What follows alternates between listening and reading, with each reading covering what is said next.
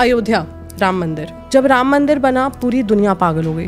भारत में तो सभी पागल हो गए, मीडिया वाले पागल हो गए कि क्या बनाया है, सब कुछ है, ग्रेट इनिशिएटिव। बट उसके अलावा ये एक ऐसा मोमेंट था जहाँ पे पूरा मीडिया उठ के एक और चीज़ पे रिपोर्ट कर सकता था, विच इज़ सोलर एनर्जी। आप वंतारा ले लो, मतलब TV reporters are going and having हाथी का खिचड़ी there and not reporting on why Vantara is a good project. Environment aspect क्या है उसका। धीरे धीरे करके आप पूरे सिटी में अगर पेड़ काट दोगे, हर चीज़ काट दोगे एंड उसको कॉन्क्रीटाइज कर दोगे, सिर्फ कॉन्क्रीट जंगल बना दोगे, तो फिर eight the end of the day क्या सांस लोगे, कहाँ सर्वाइव करोगे। हमें हमेशा से क्लाइमेट चेंज के बारे में ये सिखाया गया है, plant trees, save the planet. Nobody talks about plant the right trees in the right place and look after them. Amazon और Flipkart के साथ ही ले लो, they mostly do not take their clothes back. वो जो भी रिजेक्ट करते हैं, हम बोलते हैं कि अगर साइज छोटा है, बड़ा है, क्वालिटी खराब है, वो जाते हैं, सब फेंका जाता है। ये बहुत बड़ा एक रिपोर्ट है कि बहुत सारी चीजें जो आप रिजेक्ट करते हैं Amazon पे, वो सब फेंकाया जाता है। Nothing can be 100% eco-friendly. Nothing can be 100% eco-friendly. You have to find a way out.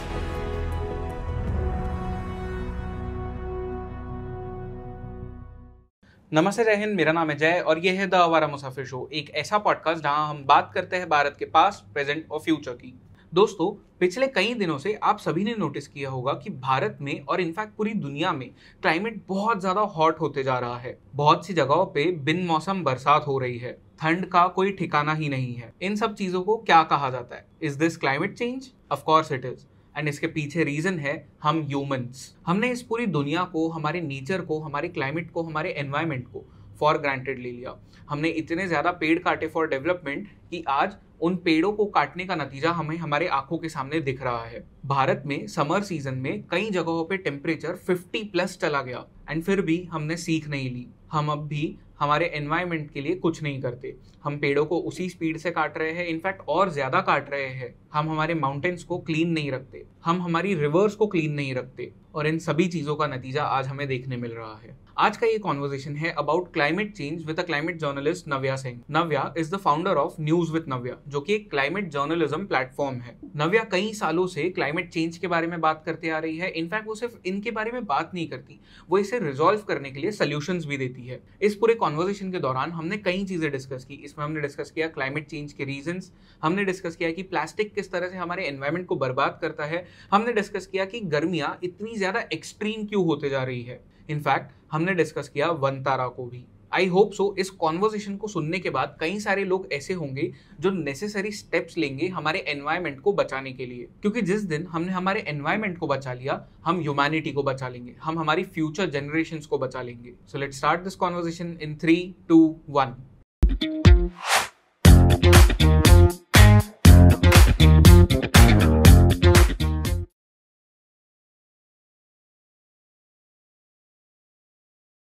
Navya Singh, you are welcome on the podcast. Firstly, before we start the conversation, ये जो conversation है, this is something जो हम first time कर रहे हैं. I've never talked about climate change as such. मुझे तो पता भी नहीं कि climate change क्या हो रहा है, because never paid attention to this after probably school, क्योंकि स्कूल में लास्ट सीखा था कि वो moral education में कि क्या क्या हो रहा है, या EVS में, बट आफ्टर दैट कभी ऐसा मौका ही नहीं मिला कि इसके बारे में सोचे या पढ़े। तो through you I will get to understand that. So firstly welcome on the show. Thank you so much. I think थोड़ा बुरा भी लग रहा है सुन के कि कोई बात नहीं कर रहा है इस बारे में, कोई जानना नहीं चाह रहा है, but I am glad you took the initiative and I am glad that you know I have been invited here and I would love to talk about it in detail. So before the podcast started, हम बात वही कर रहे थे कि लोगों को इसमें इंटरेस्ट है भी या नहीं, because you have been doing this for like 1.5 years now and you have gotten like a good amount of following. तो I'm sure कि लोगों को इंटरेस्ट भी है, and as you said कि आपके बहुत सारे जो सब्जेक्ट्स है वो लोग ही आपको बताते हैं। Exactly. Firstly, I want to start directly from the very basic.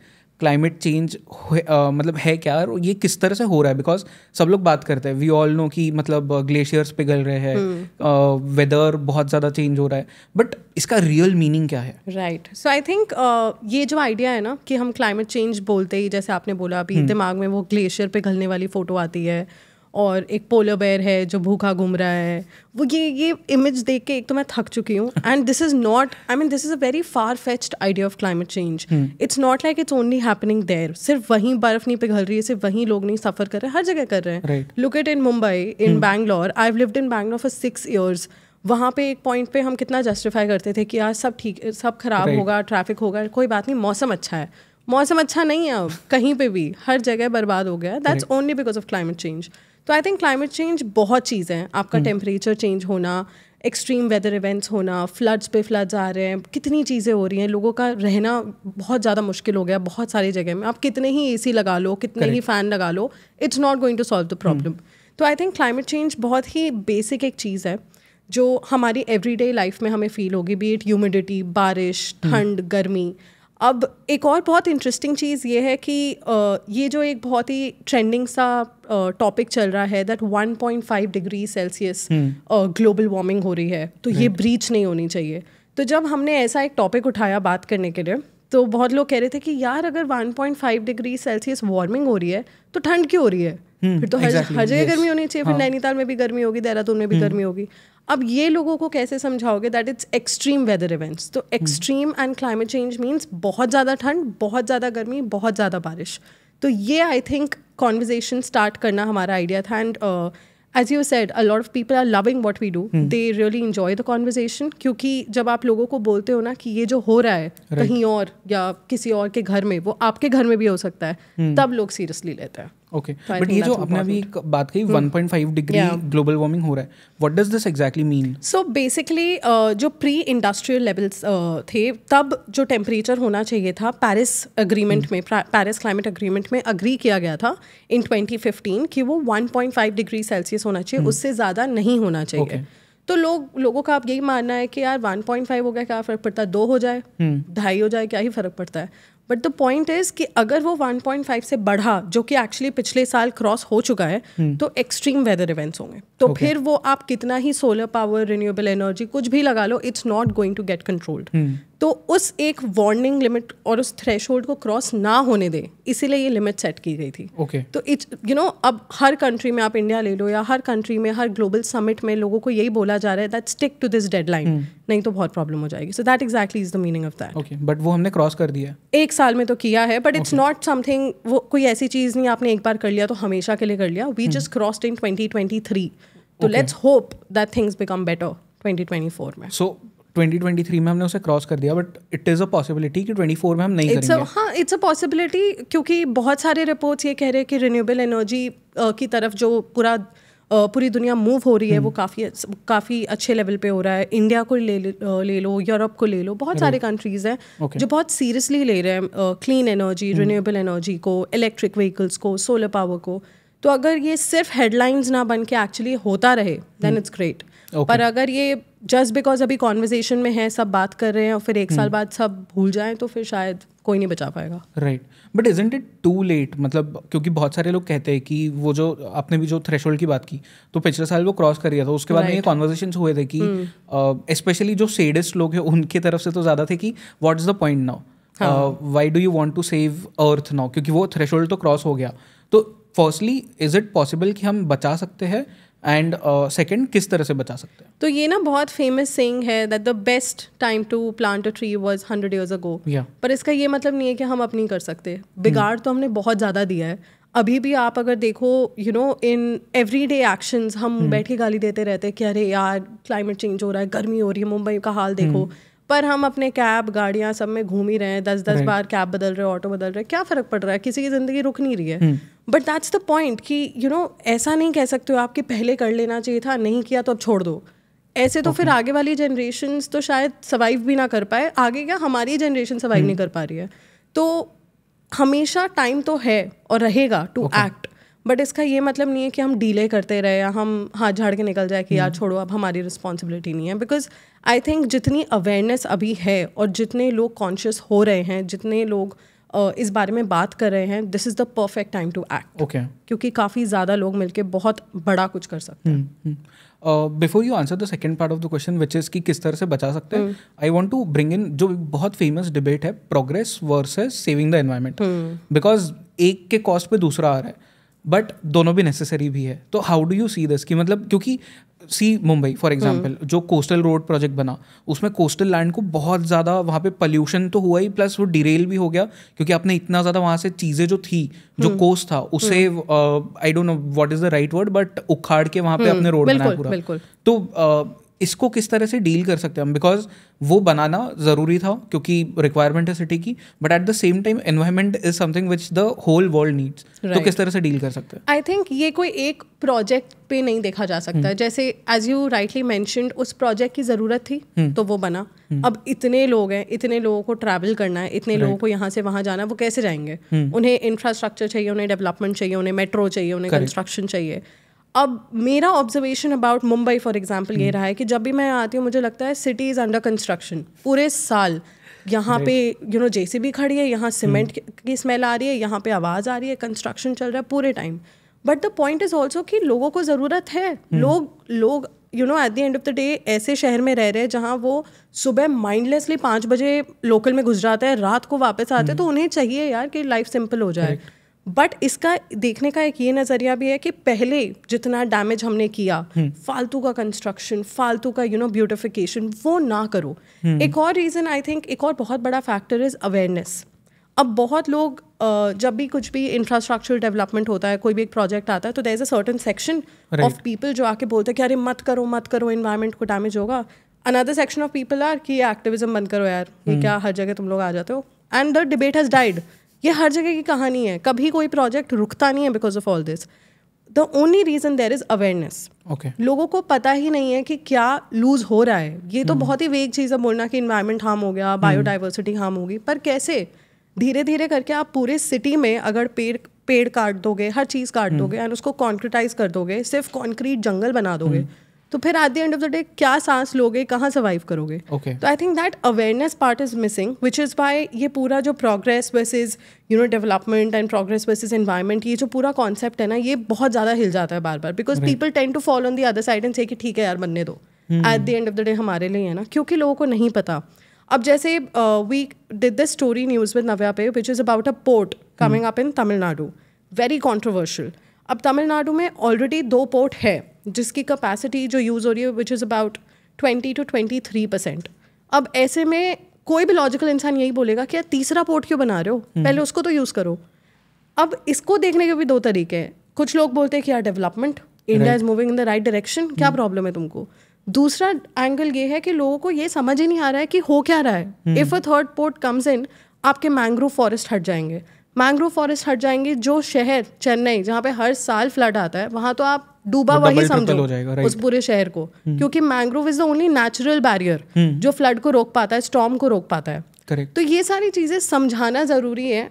I mean that is my mission कि मैं लोगों को सही सवाल पूछना अगर सिखा पाऊँ तो शायद ये डिबेट थोड़ा और इजी हो जाएगा। जो लोग इन्वायरमेंट की तरफ से बोल रहे हैं शायद वो थोड़ा और अवेयर होके, एंड ना सिर्फ कि प्रोटेस्ट करना है, थोड़ा अवेयर होके, थोड़ा जान के फिर प्रोटेस्ट करेंगे, फिर क्वेश्चन उठाएंगे। I think then the debate will be better. Deforestation, right? जब मुंबई में मेट्रो का काम शुरू था, in fact this became a very big political bullet point as well, because metro का वो जो शेड बनना था, तो आरए में फॉरेस्ट क्लियर करके वहाँ बना रही थी पहली जो प्रीवियस गवर्नमेंट थी, एंड फिर उनको हटा के दूसरी गवर्नमेंट आई, उन्होंने कहा कि वहाँ नहीं बनाएंगे हम, उसके लिए हमने दूसरा जगह ढूंढ लिया। But then again the government change and the previous government came back to power, जो करंट गवर्नमेंट है, उन्होंने कहा कि नहीं बनेगा तो आरए में ही, and they have cleared the forest. And उन्होंने एक्सप्लेनेशन ये दिया है कि this is the perfect location इसके लिए, एंड हमने इसके लिए दूसरी जगह पे रिफॉरेस्टेशन भी किया है। हाउ एफिशिएंट इज दिस कि मतलब आप एक जगह के पेड़ काट दो और दूसरी जगह लगा दो? It's all बकवास। I'll tell you why. आप इमेजिन करो आपके घर के बाहर एक लैंड है जहाँ पे 100 ट्रीज है, ठीक है? आपने कभी नोटिस नहीं किया कि वो ट्री कौन सा है, कौन सा फ्रूट है, क्या बेनिफिट है, कुछ भी। 100 ट्रीज है। कल को मैं वो सारे काट दूँ और वहाँ पे बिल्डिंग खड़ी कर दूँ और बोल दूँ कि अरे आपको क्या प्रॉब्लम है यार, वो जो थोड़ा आगे जाके ना खाली लैंड था, मैंने वहाँ पेड़ लगा दिए। कौन से पेड़ लगाए? हो सकता है उस लैंड में मैंने यही पेड़ लगाए, पर उस लैंड की ज़रूरत ही नहीं है वो पेड़ की। तो यहाँ पे जितने भी आसपास की वेजिटेशन थी, फ्रूट्स थे, बर्ड्स थे, एनिमल्स थे, वो सब मैंने हटा दिए क्योंकि मुझे पेड़ हटाने थे, और मैंने वहाँ जाके कुछ और प्लांट कर दिया। The entire problem with deforestation, reforestation and afforestation is, हमें हमेशा से क्लाइमेट चेंज के बारे में ये सिखाया गया है सिंस स्कूल। आप बोल रहे थे ना स्कूल के बाद नहीं सुना हमने क्लाइमेट चेंज। Since then, मैं ये सुनती आ रही हूँ, plant trees, save the planet. Exactly. Nobody talks about plant the right trees in the right place and look after them. Plant करके क्या, उसका ध्यान तो रखो।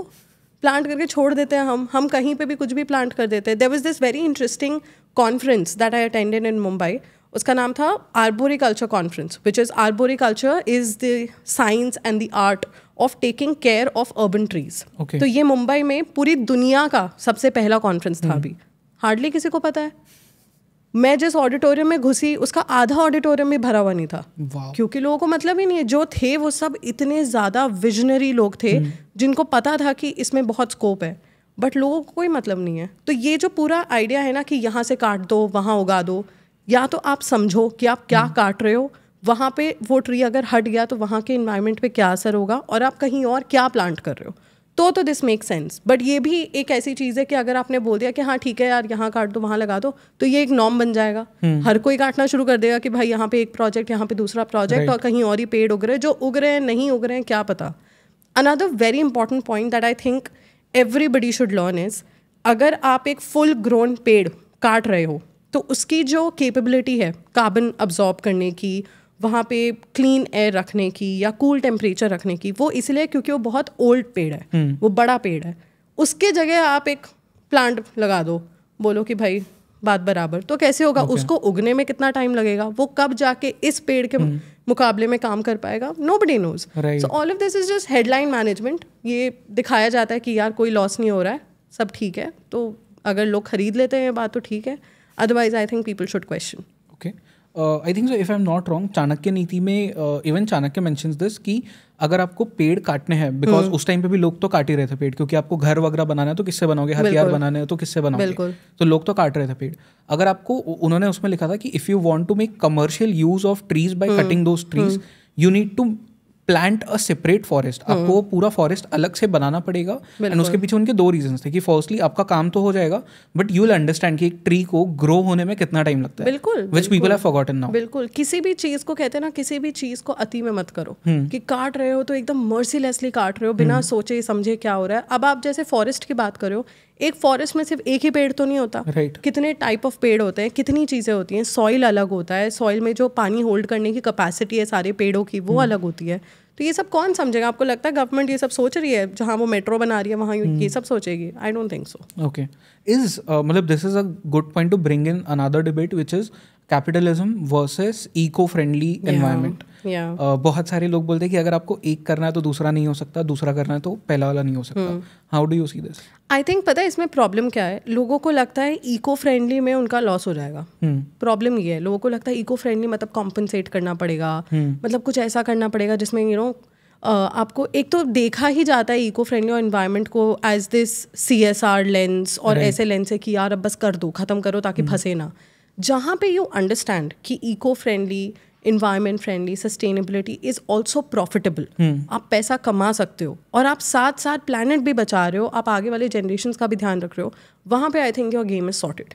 जो इंसान, जो एंटरप्रेन्योर, जो कॉर्पोरेट लीडर, जो भी बड़ी कंपनी ये गेम समझ जाए, वो तो आगे बहुत अच्छे से सॉर्टेड है. Because this is the future. You can not. हम एक टाइम में रहते थे जहाँ पे बड़े बड़े कंपनीज बोलते थे कि यार हमने इतना डैमेज कर दिया, बट यू नो व्हाट, 100 पेड़ उधर उगा दिए हैं तो बराबर हो गया सब कुछ. अब वो नहीं हो सकता. अब पीपल क्वेश्चन. अब लोग 2 मिनट नहीं सोचते, स्टारबक्स में बैठे बैठे और बोलते हैं कि अरे यार प्लास्टिक स्ट्रॉ, और वहाँ पे ट्वीट कर दिया, टैग कर दिया, कहानी ख़त्म हो गई. तो I think people, corporates need to realise कि एक बैलेंस हो सकता है बहुत आसानी से, अगर आप समझो कि आप एनवायरनमेंट को बचाना अपना प्रायोरिटी बनाओ पहले, एंड देन यू सी कि आपको उसको बचाने के लिए कितने पैसे लगाने हैं, वो आपका पार्ट ऑफ द प्लान कैसे बनेगा, वो प्रायोरिटी में कैसे आएगा, and then you strike a balance. Instead कि आप पहले इतना ख़राब कर दो और फिर आप बोलो कि शिट यार अब तो इतने सारे पैसे लगेंगे इसको ठीक करने में, यू नो रेपुटेशन अलग स्टेक पे है, सब चीज़ें. तो I think balance is what matters that. Okay, and eco friendly versus earth friendly, इन दोनों में डिफरेंस है? Eco friendly versus earth friendly में डिफरेंस ऐसा नहीं है. आप बहुत चीज़ें जैसे eco friendly, eco conscious, earth friendly, planet friendly, environment friendly, ये सारी चीज़ों में आपको बस ये देखना है कि जो आप कर रहे हो उसका इन्वायरमेंट पे कुछ असर होने वाला है कि नहीं. अब इसका ये मतलब नहीं है कि आज अगर आपने कहीं से पानी पी लिया या कहीं से कुछ खा लिया और उसमें कहीं से प्लास्टिक जनरेट हो गया, कुछ हो गया, oh god I harm the environment. Yes you are harming the environment, but इसमें इतना कुछ ब्लैक एंड वाइट नहीं है. Okay. बहुत बार यू कैन नॉट से नो टू दीज थिंग्स. ठीक है, तो मैं इस कॉन्सेप्ट को ऐसे प्रमोट करना ही नहीं चाहती हूँ कि डू इट और यू आर द कल्प्रिट, वो बात नहीं है। बहुत बार when I go to coffee shops I carry my own mugs, if I don't have my mug then I am forced to take उनका एक प्लास्टिक कप, प्लास्टिक स्ट्रॉ, वो लेना पड़ता है, क्या करोगे आप। तो I think earth friendly is just कोई भी एक ऐसा एक्शन, कुछ खरीद रहे हो, कुछ खा रहे हो, कुछ पी रहे हो, कहीं जा रहे हो, तो उसमें आप अपना बेस्ट यूज़ करके कैसे रिसोर्सेज ऐसे यूज़ करोगे जो अर्थ के लिए अच्छे हैं। जैसे आपने अपना टिफ़िन बॉक्स कैरी किया, अपना कंटेनर कैरी किया, आपने कोई भी फास्ट फैशन ब्रांड्स, इन सब चीज़ों से, इन सब ब्रांड से खरीदारी नहीं की, आपने सस्टेनेबल चीज़ें खरीदी। जैसे मेरे लाइफ में the best eco friendly practice जो मैं करती हूँ is I hardly shop, I buy things और I reuse and repurpose things जो मेरी मॉम और मेरी नानी, मेरी दादी की है, तो मैं उनकी साड़ियाँ पकड़ के काट के सब बना देती हूँ जो मिले। तो आई थिंक वो चीज़ें इको फ्रेंडली है, अर्थ फ्रेंडली है। Okay, but then I saw one of your post on Instagram, reel था in which you were talking about कि जो कप्स होते हैं, पेपर कप्स भी, उसके अंदर भी प्लास्टिक होता है, which is why I asked कि eco friendly versus earth friendly, इसमें क्या डिफरेंस है? तो इको फ्रेंडली, पहली बात तो वो पूरा कॉन्सेप्ट उस वीडियो का ये है कि वो इको फ्रेंडली नहीं है, आपको एक्सप्लेन करना पड़ेगा, कॉन्टेक्स्ट देना पड़ेगा। तो देयर इज दिस वीडियो, तो ये हुआ था when I was coming to Mumbai, I was travelling in Vande Bharat from Goa, and उसमें ना वो आपको IRCTC एक वाइट कलर का पेपर कप देता है पानी वानी पीने के लिए, जिसमें बहुत बड़ा लिखा है 100% इको फ्रेंडली, 100% रिसाइक्लेबल। बहुत बड़ा क्लेम है यार, बहुत ज़्यादा, मतलब इंसान तो बहुत ही ज़्यादा खुश हो जाएगा देख के। And I was like IRCTC is doing it which is great, पर कोई भी पेपर कप सिर्फ पेपर नहीं होता है, it has a plastic layer inside, उसके ऊपर पेपर लाइनिंग होती है, नहीं तो पेपर कैसे होल्ड करेगा आपका कॉफ़ी, चाय, कुछ भी, इट नीड्स प्लास्टिक। तो वो जब आप पानी से थोड़ा घिसो तो आप देखोगे अंदर पूरा प्लास्टिक है, तो ये तो नहीं हुआ इको फ्रेंडली। कैसे होगा? या तो फिर ऐसा हो, अब उसमें एक और चीज़ लिखी थी रिसाइक्लेबल, ऐसा तो है नहीं कि एक एक कप वो उठा के जाके रिसाइकलिंग सेंटर में दे रहा है या सारे कप्स वो बहुत केयरफुली उठा, कुछ नहीं है, सब जाता है एक ही डस्टबिन में। जहाँ सबका कचरा जा रहा है, कोई सैंडविच खा रहा है उसका रैपर है, कोई कुछ और पी रहा है उसका गीला रैपर है, ये सब मिल गया और एक ही डब्बे में चला गया, तो आप कैसे सेग्रीगेट करोगे? जहाँ पे पेपर गीला हो गया वहाँ पे उसका कोई यूज नहीं है, ना वो रिसाइकल होगा, ना वो रीयूज होगा, कुछ नहीं होगा। सेम इज विद प्लास्टिक, अगर उस पर एक लेयर लग गया it will not gate recycled. तो ये पूरा कॉन्सेप्ट वाज सो फ्लॉड कि वहाँ पे लिखा हुआ है 100% eco friendly, 100% recyclable, but it's not. तो इसका बेटर ऑल्टरनेटिव क्या होगा कि आप अपना कैरी करो, आप अपना स्टील का कोई टम्बलर या ग्लास या कप वो सब कैरी करो, दैट इज बेटर। ओके, आपने ये जो बात कही कि सेग्रीगेट कैसे करेगा, कैसे होगा, तो मैंने स्कूल में ही अगेन पढ़ा था, वो 3 अलग अलग डस्टबिन होते थे, विच आफ्टर स्कूल ना तो मैंने कभी पढ़ा ना मैंने कहीं पे देखा, क्योंकि सोसाइटीज में हम जब रहते हैं तो किसी के घर पे भी आई डोंट थिंक सो 3 ऐसे अलग अलग होते हैं, 2 भी नहीं होते, हाँ एक कॉमन ही होता है। तो ये फर्स्टली जो 3 डस्टबिन का कॉन्सेप्ट था ये क्या था, एंड सेकेंडली ये मिक्स क्यों नहीं होना चाहिए, जो हमारा वेस्ट है वो मिक्स क्यों नहीं होना चाहिए? राइट, तो आप जैसे ड्राई वेस्ट कुछ भी ले लीजिए, पेपर, प्लास्टिक जो भी है, और कार्डबोर्ड, थर्मोकॉल, ये सब ले लो, और आप ले लो वेट वेस्ट, ठीक है, खाना पीना, लेफ्ट ओवर फूड, ड्रिंक, सब कुछ, ये सब को, उसके ऊपर एक और कैटेगरी होता है बायो वेस्ट या सैनिटरी वेस्ट, जिसमें आप सैनिटरी पैड्स, डाइपर्स, ये सब ले लो, सब कुछ एक जगह डाल दो, वो जाएगा लैंडफिल में, वो कहीं नहीं और जाएगा, क्योंकि उसका कुछ होना ही नहीं है फिर। It has to be separate, plastic अलग, पेपर अलग, मेटल्स अलग, इलेक्ट्रॉनिक आइटम्स अलग, खाने पीने का ड्राई वेस्ट, वेट वेस्ट अलग, सैनिटरी वेस्ट अलग, तो ये फिर अलग अलग सेंटर्स में जाके अलग अलग तरीके से रिसाइकल होगा। उसमें भी प्रॉब्लम ये है कि अगर आपने प्लास्टिक रिसाइकल कर दिया तो उसकी एफिशिएंसी तो वहीं कम हो गई, तो फिर उससे जो भी नेक्स्ट प्रोडक्ट बनेगा या उसको जैसे भी नेक्स्ट टाइम यूज़ किया जाएगा वो बहुत ही कम ड्यूरेबिलिटी के साथ होगा, बट फिर भी उसमें कुछ लाइफ है। पर जहाँ आपने सब कुछ साथ में डाल दिया, इट्स गॉन फॉर एवर, वो सीधा फिर एक डस्टबिन से दूसरे में, एंड उसके बाद लैंडफिल में। ये बहुत कम सिटीज़ में मैं देख रही हूँ ये कॉन्सेप्ट कि लोग सेग्रीगेट करते हैं, जैसे बैंगलोर में बहुत सीरियसली लोग सेग्रीगेट करते हैं, इवन दो उसको गार्बेज सिटी ऑफ इंडिया कहा जाता है, बट लोग करते हैं सेग्रीगेट बिकॉज वहाँ पे सोसाइटीज़ में फ़ाइन लगा दिया जाता है, बड़ी बड़ी सोसाइटीज़ में कि 15,000 20,000 फाइन बिकॉज आपने सेग्रीगेट नहीं किया। Same is with Goa, segregation is important. Problem क्या होता है, आपने एज अ रेजिडेंट कर दिया कि यार आज मैं प्लास्टिक, ड्राई, वेट सब अलग अलग डाल दूंगा, जो उठाने के लिए आया वहाँ पे गार्बेज उसने जाके सब एक जगह डाल दिया, कहानी खत्म हो गई, क्या फ़ायदा। तो ये अवेयरनेस इज़ अ चेन जो सबको मिलनी चाहिए, right from you to somebody who is picking up trash, आगे जाके रिसाइकलिंग फैसिलिटीज़, हर जगह जो कॉमन ग्राउंड है जहाँ पे फेंका जा रहा है, हर चीज़. Okay. Another very interesting thing is जब आप एयरपोर्ट जाओ, एयरपोर्ट पे आपने देखा होगा, एयरपोर्ट इज़ वन प्लेस जहाँ हमेशा डिफरेंट डस्टबिन्स होते हैं, राइट, रेड ग्रीन ब्लू सब कुछ. कभी देखा करो, ऑब्जर्व करना आप कि कैसे कोई जाके फेंकता है. वो जाता है 2 मिनट खड़े होता है, पहले पूरा देखता है कि कहाँ. अब कोई गलत में भी नहीं फेंकना चाहता क्योंकि पीछे सब बैठे हैं, वो तो चिल्ला देंगे कि भाई ये क्या कर दिया तुमने, प्लास्टिक फेंक दिया उसमें. तो ये ना एक डर है, ये एक डर है कि यार शिट किस में डालना है, ब्लू वाले में डालना है, पिंक वाले में डालना है, किस में डालना है.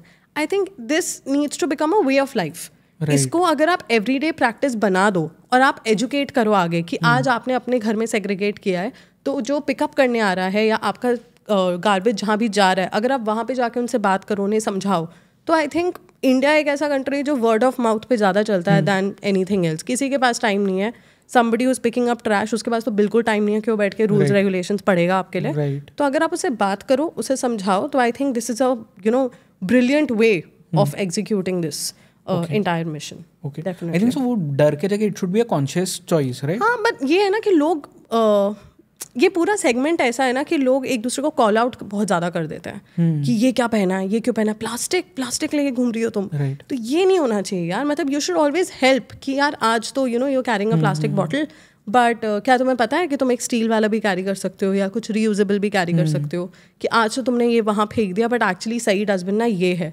ऐसे तो कोई बात ही नहीं करता. लोग तो कॉल आउट करने, फोटो खींच के डाल देंगे कि look at this person. I have seen that so much. Goa airport पे, इंदौर एयरपोर्ट पे, मुंबई एयरपोर्ट पे, कि लोग डरते हैं तो वो डालेंगे ही नहीं उसमें, वो गलत जगह जाके डाल देंगे. बहुत प्रॉब्लम है. आई थिंक ये जो पूरी क्लाइमेट चेंज, सस्टेनेबिलिटी, पूरी जो कॉन्वर्सेशन है ना, इसमें people need to be more supportive यार, and not calling out each other. I think so Anushka Sharma ने भी वो कोई वीडियो पोस्ट किया था ना, wherein she is shouting at some random guy जिसने कचरा फेंक दिया था. मतलब क्या पॉइंट है, आप बताओ. And she is like a huge celebrity. She wants to show, हो सकता है चलो मान लेते हैं उसका इंटेंशन सही था, बट इंटेंशन क्या होना चाहिए था वहाँ पे? ये कि Anushka Sharma is more knowledgeable, या ये कि सामने वाले को पता नहीं कहाँ फेंकना है? अगर नहीं पता है तो सिखा दो. करेक्ट है ना. अब अगर आप कहीं जा रहे हो, बहुत बार होता है मैं कहीं जा रही हूँ रोड ट्रिप्स वगैरह पे, तो लोग बनानास, जूसेस, चिप्स ऐसे फेंकते रहते हैं खिड़की के बाहर. अब मैं गाड़ी रोक के चिल्लाने लग जाऊँ, that is not the right वे.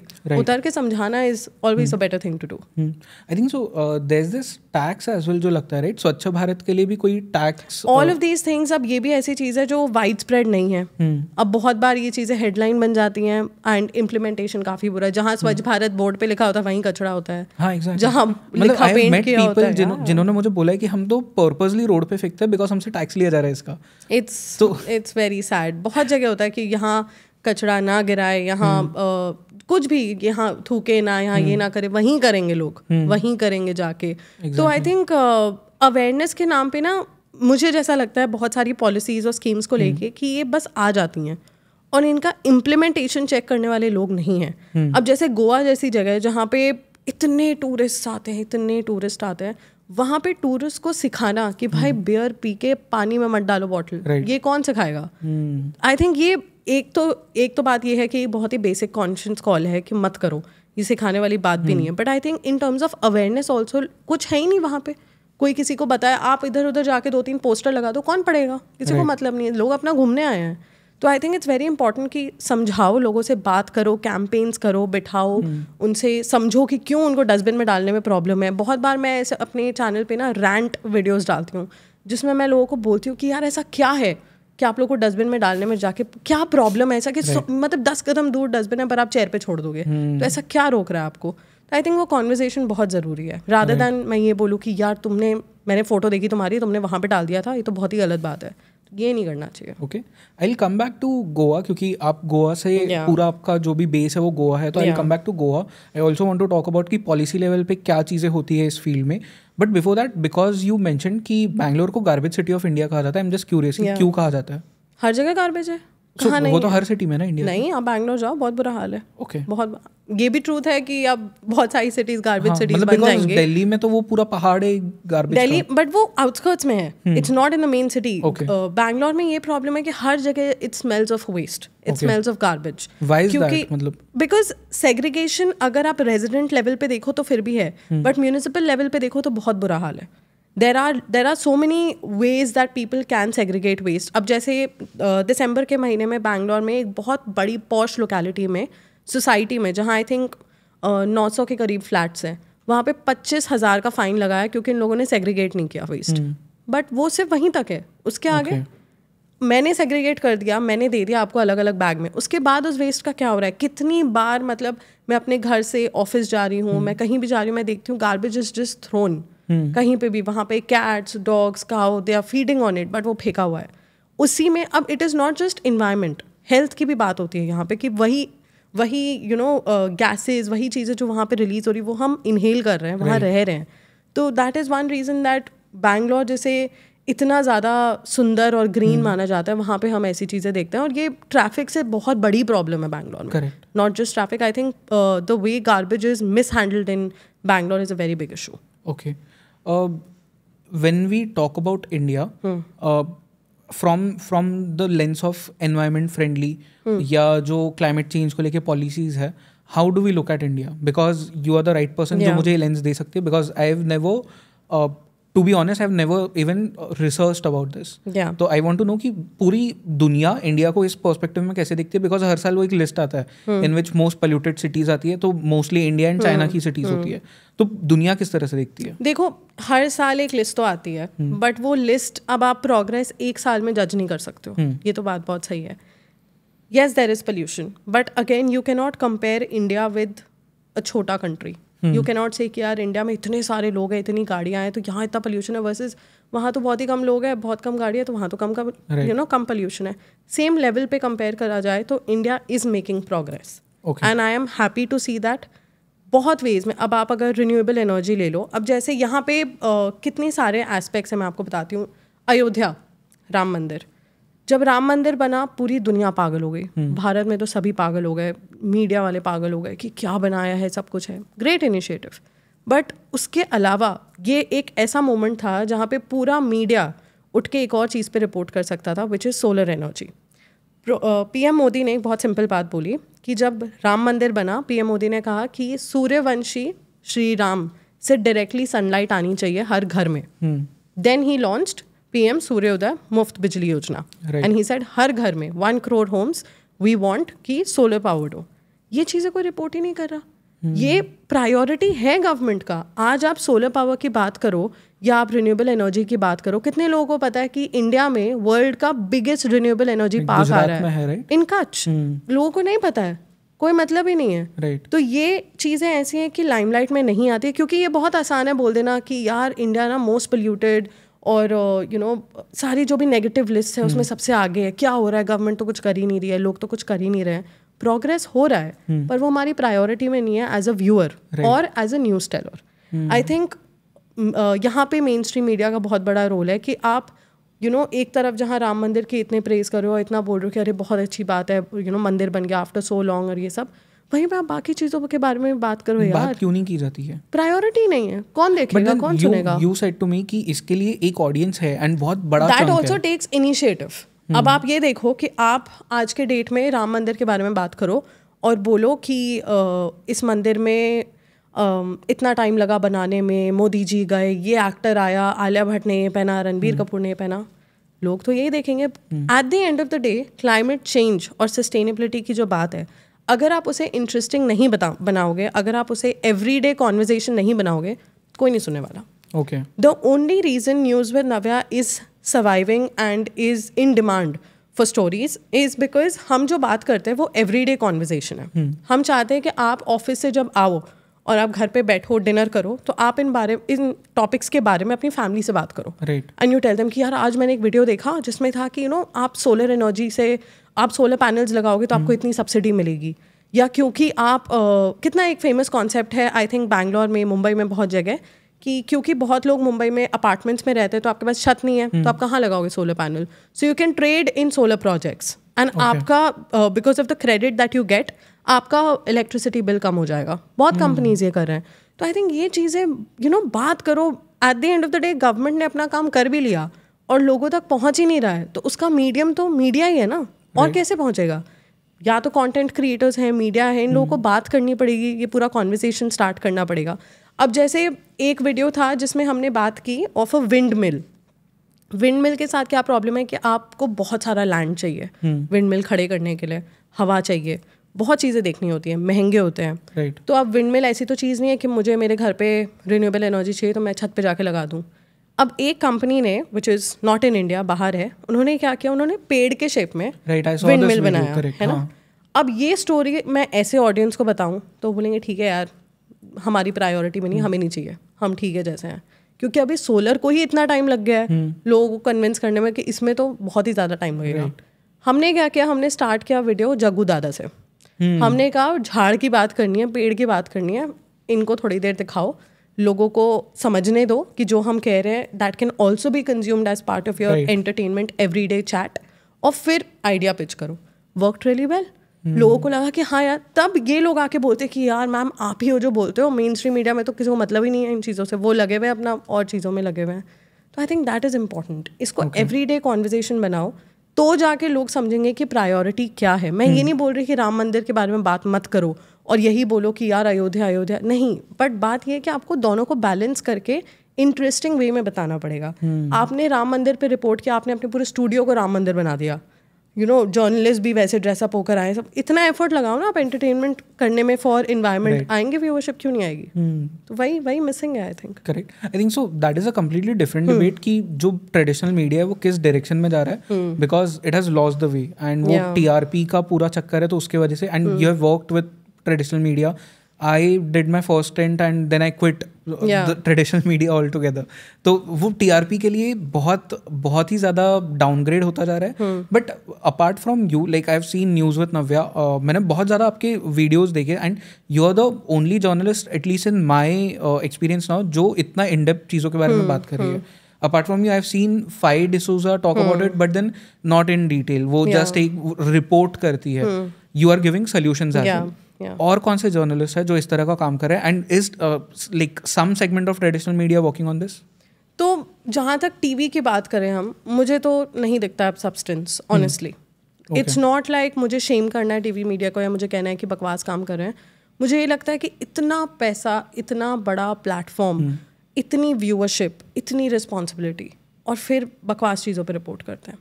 आप वंतारा ले लो, मतलब TV reporters are going and having हाथी का खिचड़ी there and not reporting on why Vantara is a good project and environment aspect क्या है उसका. तो ये तो मतलब या तो प्रायोरिटी नहीं है. मैं ये तो नहीं मानूंगी कि उनको समझ नहीं है, बात ये है कि प्रायोरिटी नहीं है.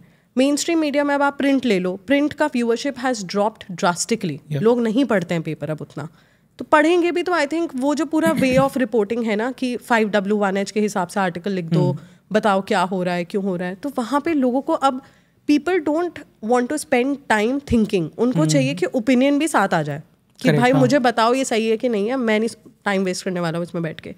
Print is also dying. बात चलिए अब डिजिटल मीडिया की. Digital media is running after views. अब या तो आप इम्पैक्ट क्रिएट कर सकते हो, या आप 5 मिलियन 6 मिलियन 10 मिलियन के पीछे दौड़ सकते हो कि यार मेरे कितने व्यूज़ हुए, कितने व्यूज़ हुए. As a journalist who's on social media, मैं व्यूज़ के पीछे नहीं भागती हूँ. देर आर वीडियोज़ जिन पे 2000 व्यूज़ हैं, देर आर वीडियोज़ जिन पे 2 लाख व्यूज़ हैं. आए तो आए, नहीं आए नहीं आए, I don't care, because impact आ रहा है. A lot of the stories as we talked about, जो स्टोरीज के बारे में मैं बात करती हूँ वो मेरी ऑडियंस से आता है. वो मुझे बोलते हैं कि मैम आपको पता है जब आप चाय बनाते हो तो उसमें जो टी बैग है उसमें प्लास्टिक है, इसके बारे में कुछ बात करो ना. ये स्टोरीज उनसे आती हैं, मैं नहीं चूज़ करती हूँ. तो आई थिंक डिजिटल मीडिया और बहुत सारी और भी सेगमेंट्स ऑफ मीडिया, अगर ये व्यूज़ और TRP और किसने शेयर किया, कब किया, कितने लोगों ने देखा, इससे थोड़ा आगे उठे तो जाके इम्पैक्ट आएगा इस पूरे डिस्कशन में. बहुत बार ये होता है that you want to report first. कुछ हो गया, वंतारा हो गया, भाई वंतारा सब दौड़ रहे हैं कि everybody wants to talk about it. Take your time, अच्छे से रिसर्च करो, देखो उसमें क्या सही है, क्या गलत है, क्या करना हो, फिर उसके बारे में बात करो. बहुत बार होता है somebody has died, ये किसी ने ट्वीट कर दिया, अब वो बंदा मरा है जिंदा है किसी को मतलब नहीं, लोग रिपोर्ट कर रहे हैं. फिर वो बंदा खुद आके बोलता है कि भाई आई एम अलाइव, क्यों रिपोर्ट कर रहे हो इस पर. तो ये इतने ईयर्स ऑफ एक्सपीरियंस के बाद इतने सीनियर जर्नलिस्ट ऐसा काम करते हैं, देन यू फील लाइक इतनी बड़ी रिस्पॉन्सिबिलिटी होने का क्या फ़ायदा. तो फिर तो डिजिटल की अगर बात की जाए, lot of journalist are using social media lot of content creators are using social media. अब ये भी बात है कि थोड़ी लाइंस ब्लर हो गई हैं कि कौन कंटेंट क्रिएटर कौन जर्नलिस्ट नहीं पता. बट आई थिंक बहुत लोग जो सेम मिशन से आते हैं कि इम्पैक्ट चाहिए, अवेयरनेस क्रिएट करना है और लोगों को बताना है कि क्या हो रहा है सॉल्यूशंस के साथ, बहुत लोग कर रहे हैं. बहुत लोग बहुत अच्छा काम कर रहे हैं. तो आई थिंक उतना डिफ़िकल्ट है नहीं कि आप एक नीश पकड़ो, उसके बारे में अच्छे से बताओ. बहुत as you said a lot of journalist वो रिपोर्ट कर रहे हैं विदाउट सॉल्यूशंस. एक हद तक ठीक है, पर उसके बाद आपको अपनी ऑडियंस को बताना पड़ेगा कि उनको क्या करना है.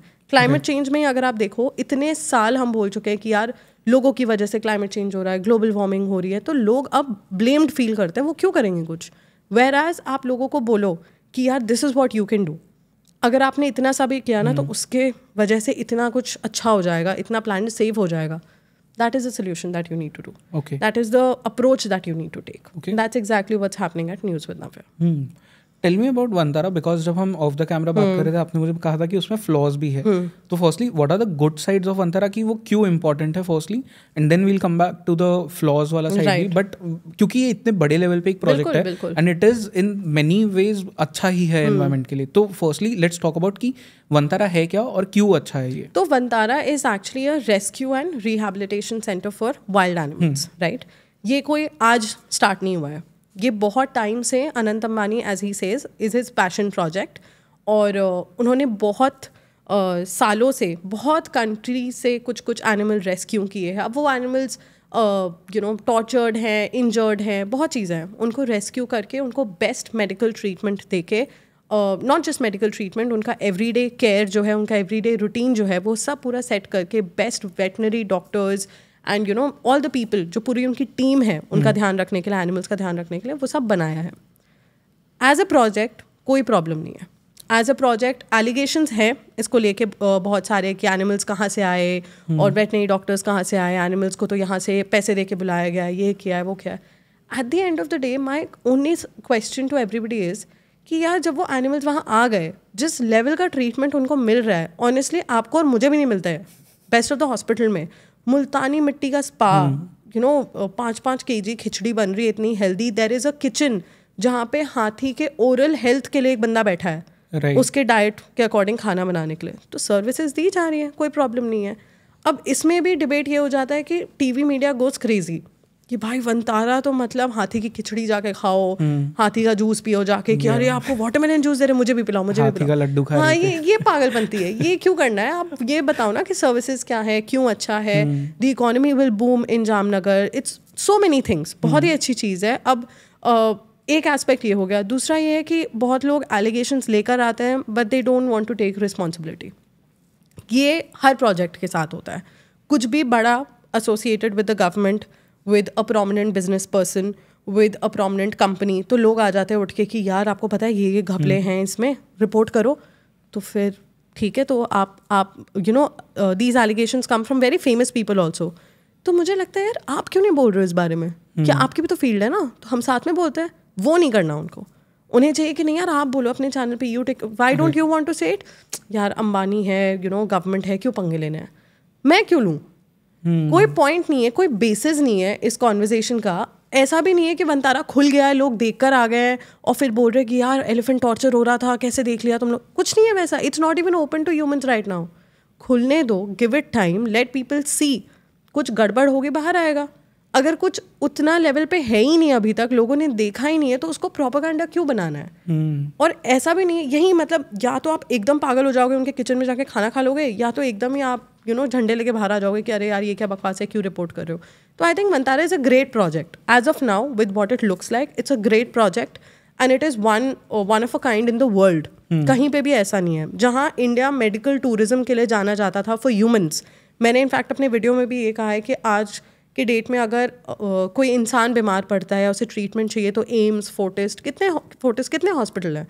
एनिमल्स के लिए नहीं. आप वेटनरी हॉस्पिटल्स गोवा में भी देख लो, जहाँ पेट्स को, कैट्स को इतना ध्यान दिया जाता है, ऐसे बुरे हाल में होते हैं कि कभी भी गिर जाएंगे.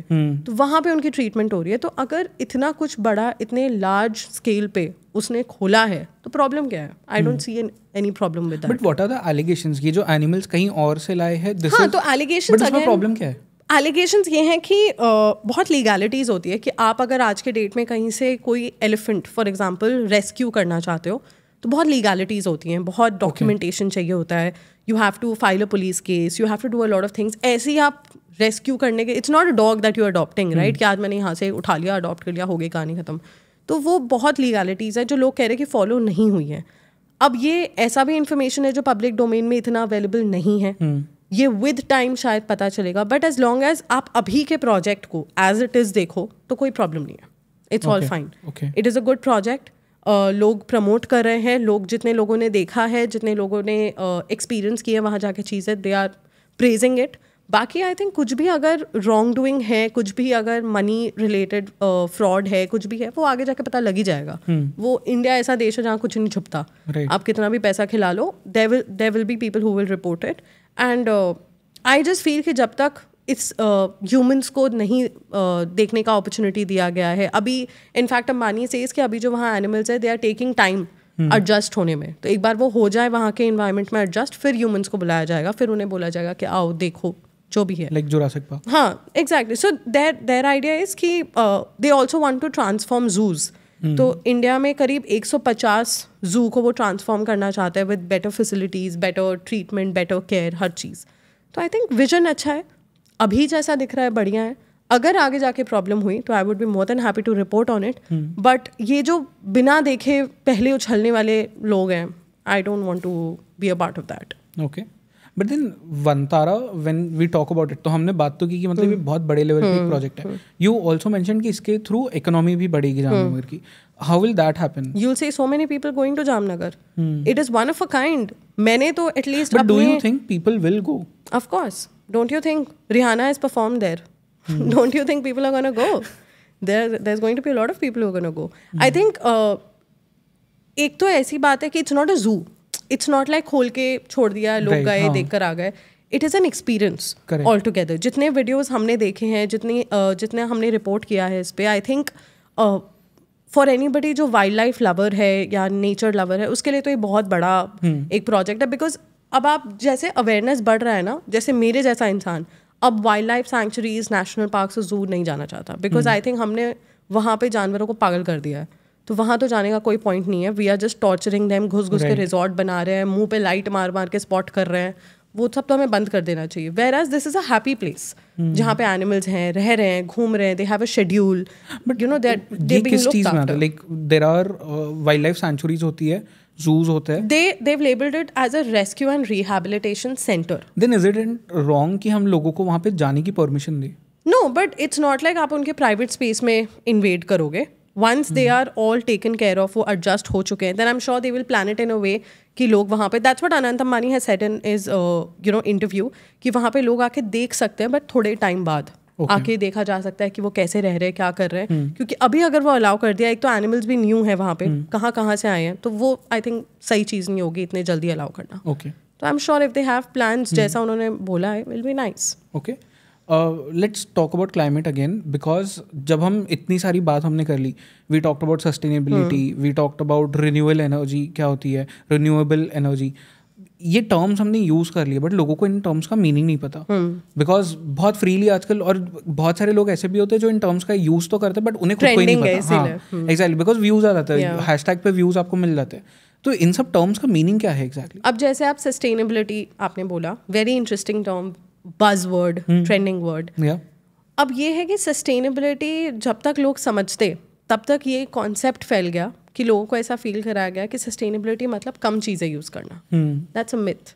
सस्टेनेबिलिटी मीन्स कि आज मेरे पास अगर ये कुर्ता है जो मैंने पहना है, इसको मैं जितना मैक्सिमम यूज़ कर सकती हूँ, इन ये नहीं कि फट गया, फेड हो गया और बुरे हाल में धागे निकल रहे फिर भी पहन रही हूँ. नहीं, if I look after this particular piece of cloth and मैं इंश्योर करूँ कि इसकी lifeline and the longer it stays with me, उसका क्वालिटी वैसा ही मेंटेन रहे और उसको उतने लंबा यूज़ करूँ, that is sustainable. Making the most out of what you have. But isn't that expensive than? How is it expensive? Because जैसे आपने कहा कि आपको इसको अगर प्रॉपर रखना है आपकी कुर्ती को, तो you need other products which keeps it like that. So ideally पता है, किसी एक कपड़े को अच्छे से रखना बहुत सिंपल है. हम क्या करते हैं, एक बार पहना धोने डाल दिया, 2 बार पहना धोने डाल दिया. It does not need so much washing honestly. आप कहीं से मैंने अपनी लाइफ में ये किया था बहुत टाइम तक. बहुत आसान होता है ना, वो चेंज करो, कपड़े डाल दो, वॉशिंग मशीन में धुल जाएंगे, कहानी खत्म हो गई. But you come back, you look after the cloth. इतना धोने की ज़रूरत नहीं है, धूप में डाल दो. Make sure that all that sweat and the smell goes away. Don't wash it so much and look after it. कपड़े सबसे ज़्यादा ख़राब होते हैं अगर सस्टेनेबल फैशन की बात की जाए. कपड़े सबसे ज़्यादा ख़राब होते हैं अगर उनकी क्वालिटी बकवास है. अगर आपने छोटे मोटे ब्रांड से 200 300 400 रुपये खरीद लिए तो वो चलेंगे भी उतना ही. आप 2-3 बारी पहनो, चौथी बारी में उनका रंग उड़ जाएगा, 5वीं बार आप फेंक दोगे. Buy from a good company, buy from a good brand. That is, अगर वो सस्टेनेबल है तो ग्रेट, नहीं है तो आप उसकी क्या कहते हैं देखभाल कर सकते हो. आप उसको ज़्यादा दिन चला सकते हो by looking after the fabric. दूसरा, कपड़े ख़राब होते हैं जब आप उनको बहुत ज़्यादा धो और बहुत ज़्यादा आयरन करो. उसको उतना आयरन मत करो. The cloth does not need so much heat, right. If you look after it the right वे, वो लंबा चलेगा.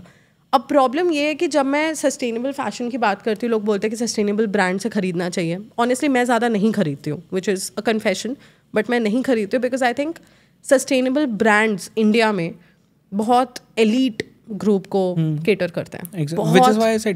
मतलब वो ब्रांड ही बहुत अब जैसे आप कोई भी ब्रांड ले लो, जिसके बहुत सारे पॉपअप्स में मैं गई हूँ मुंबई में, जहाँ मुझे इनवाइट किया गया है. एक ड्रेस 12-12 हज़ार की, 15,000 की. तो ये शार्क टैंक पे भी देखा होगा, जो भी ब्रांड जाता है सस्टेनेबल लग गया तो वो उनको फंडिंग मिल जाती है इजीली. हाँ, तो ये कोई लॉजिक नहीं हुआ. अगर आप 15 हज़ार का एक ड्रेस खरीद रहे हो, तो आज की डेट में अगर मुझे उस ब्रांड से 2 ड्रेस खरीदने हैं, 30,000 एक बंदे की सैलरी होती है महीने की. 30,000 के मैं 2 कपड़े खरीदूंगी तो मैं तो उसको ड्राइंग रूम में फ्रेम करा के लगवाने वाली हूँ, मैं पहनने तो नहीं वाली हूँ इतने महंगे. तो कोई लॉजिक नहीं हुआ. तो आई थिंक बाय ऐसे कंपनी से, ऐसे ब्रांड से जो आपको पता है क्वालिटी वाइज आप ट्रस्ट कर सकते हो, लंबा चल सकते हैं. बट बहुत बार हम अपने बजट की वजह से ऐसे जाके स्ट्रीट शॉपिंग कर ली, 200 रुपये, 300 रुपये, 400 रुपये, वो करोगे तो फिर तो वो माइंडलेस है यार. वो आप करते रहो, पहनो, फेंको. That's not sustainable at all. तो I think sustainability, as you said, उसका मतलब यही है कि making the most out of what you have in terms of any resource. अब जैसे बर्तन, मैं बोलती हूँ डोंट यूज़ प्लास्टिक. हमने एक शो किया था इट्स ऑल प्लास्टिक, जिसमें मैंने बोला था कि प्लास्टिक इज़ अ प्रॉब्लम. तो लोगों ने अपने घरों से Tupperware is such a big brand. मतलब वो इतने सालों से डोमिनेट कर रहा है हमारे हाउस होल्ड्स में. एंड हमारे bottle and tiffin, her cheese Tupperware की थी, सब कुछ. लोगों ने उठा के फेंकने शुरू कर दिया कि यार नो प्लास्टिक, नो प्लास्टिक. अरे उसको यूज़ तो करो, वो रहेगा 10 साल और. But eventually phase out plastic. Maybe the next container that you buy can be steel or can be any other eco-friendly material, और आप प्लास्टिक मत यूज़ करो.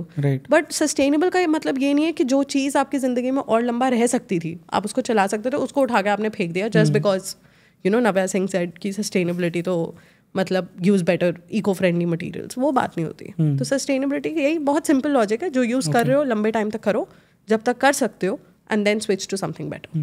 But also explain to me कि because यहाँ पे फास्ट फैशन की हम अब बात करते हैं कि फास्ट फैशन में बिकॉज क्लोथ्स आपके इतने जल्दी आप चेंज कर रहे हो, आप नए खरीद रहे हो, एंड पुराने क्लोथ्स का क्या हो रहा है किसी को पता नहीं है. आफ्टर अ पॉइंट वो आपने किसी को दे दिया, उसने किसी और को दे दिया, बट यू डोंट नो कि एग्जैक्टली हुआ क्या उनका प्रोडक्ट के साथ.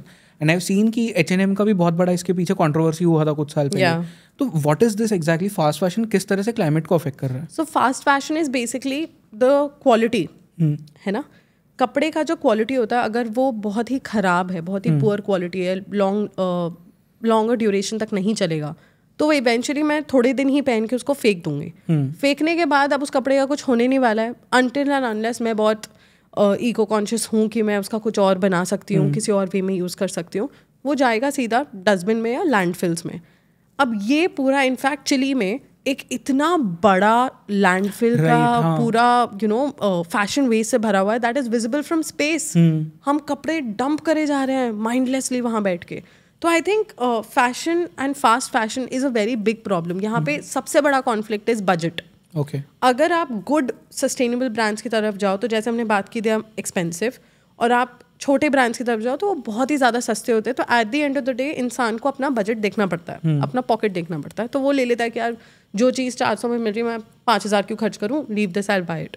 बट उसका इम्पैक्ट बहुत ज़्यादा है. तो उसका रिस्पॉन्सिबिलिटी बड़े ब्रांड्स पे भी है to reduce the prices of their products. बहुत ज़रूरी है ये. दूसरा ऑप्शन इज़ कि आप रीपर्पस करो क्लोथ्स को. जैसे मेरे घर में मेरी नानी और दादी की साड़ियाँ हैं, मैं उनको कट करके सूट बनाती हूँ, ड्रेस बनाती हूँ, टॉप्स बनाती हूँ, जो बनता है.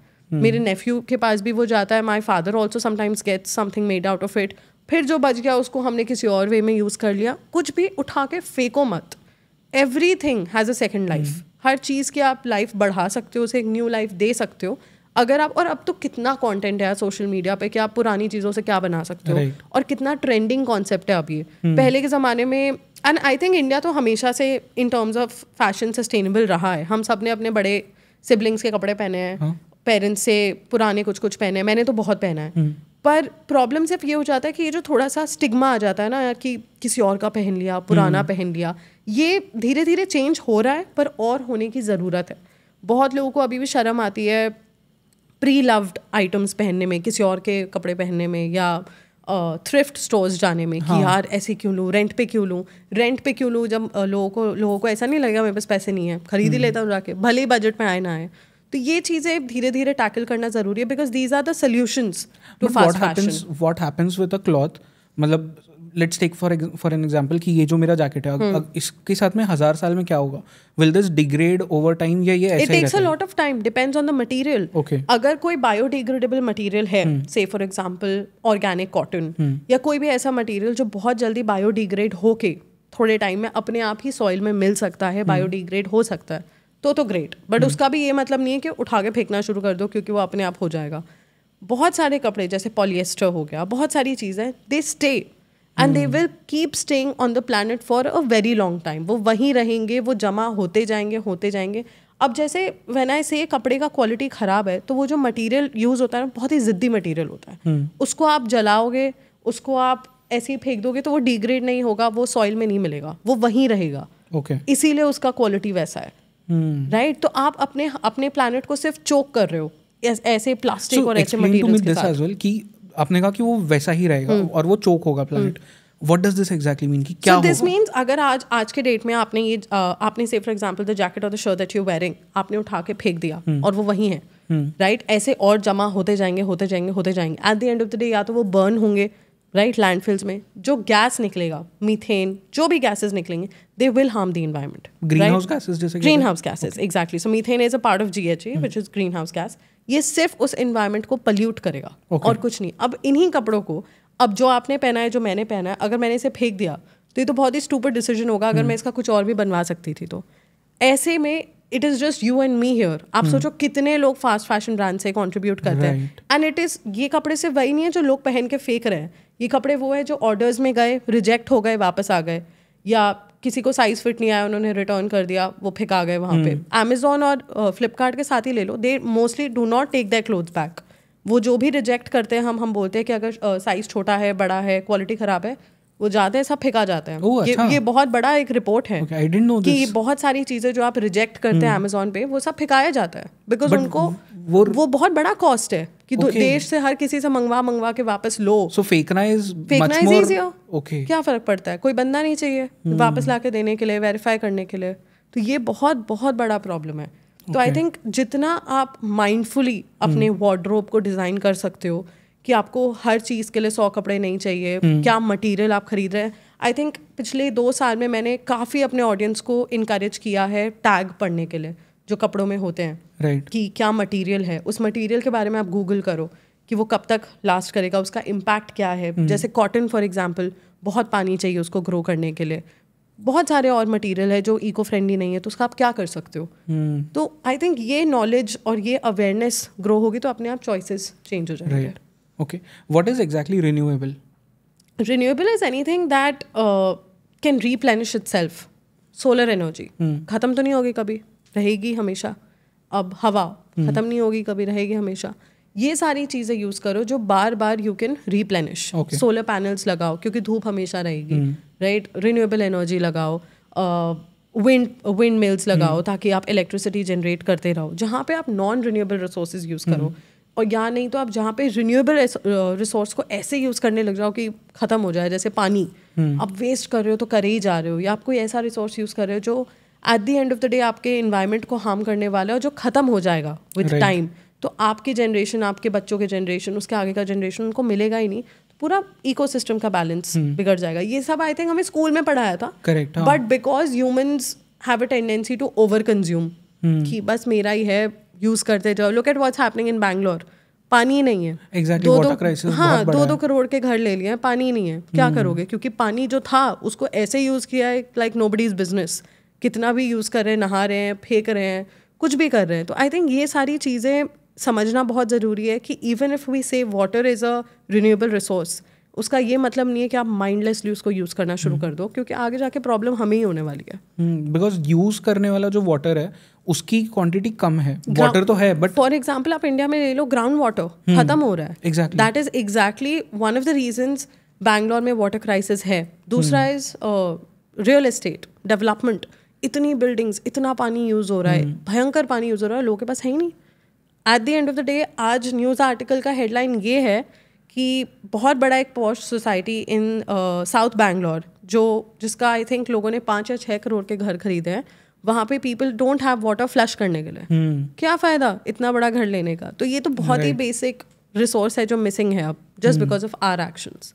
सो व्हेन वी टॉक अबाउट ये एनर्जी जिसकी हम बात करते हैं, तो सोलर एनर्जी हो गई, wind energy, hydro energy and बहुत सारी और भी चीज़ें, जैसे कि नितिन गडकरी ने कुछ दिन पहले एक कोई नया पॉलिसी लाया था in which the buses which will be on road वो हमारे हेयर से उसका फ्यूल बनेगा एंड शुगर केन से भी आजकल फ्यूल बना रहे लोग. या तो कौन सा इनमें सबसे बेस्ट है? बिकॉज इतनी सारी एनर्जी के टाइप्स भी है, लोग उसमें भी कंफ्यूज हो जाते हैं कि हम कौन सा यूज़ करें. Electric vehicles is also coming out. तो हर जगह का यूज़ अलग है. अब सोलर एनर्जी आप हर जगह यूज़ नहीं कर सकते हो, राइट? अब मैं बारिश वाली जगह जाके लगा दूँ सोलर. अब जैसे solar, I have solar panels मेरे घर पे, पर बारिश में वो मोस्टली यूजलेस रहते हैं क्योंकि उनकी एफिशिएंसी बहुत कम हो जाती है. धूप ही नहीं निकलेगी गोवा में.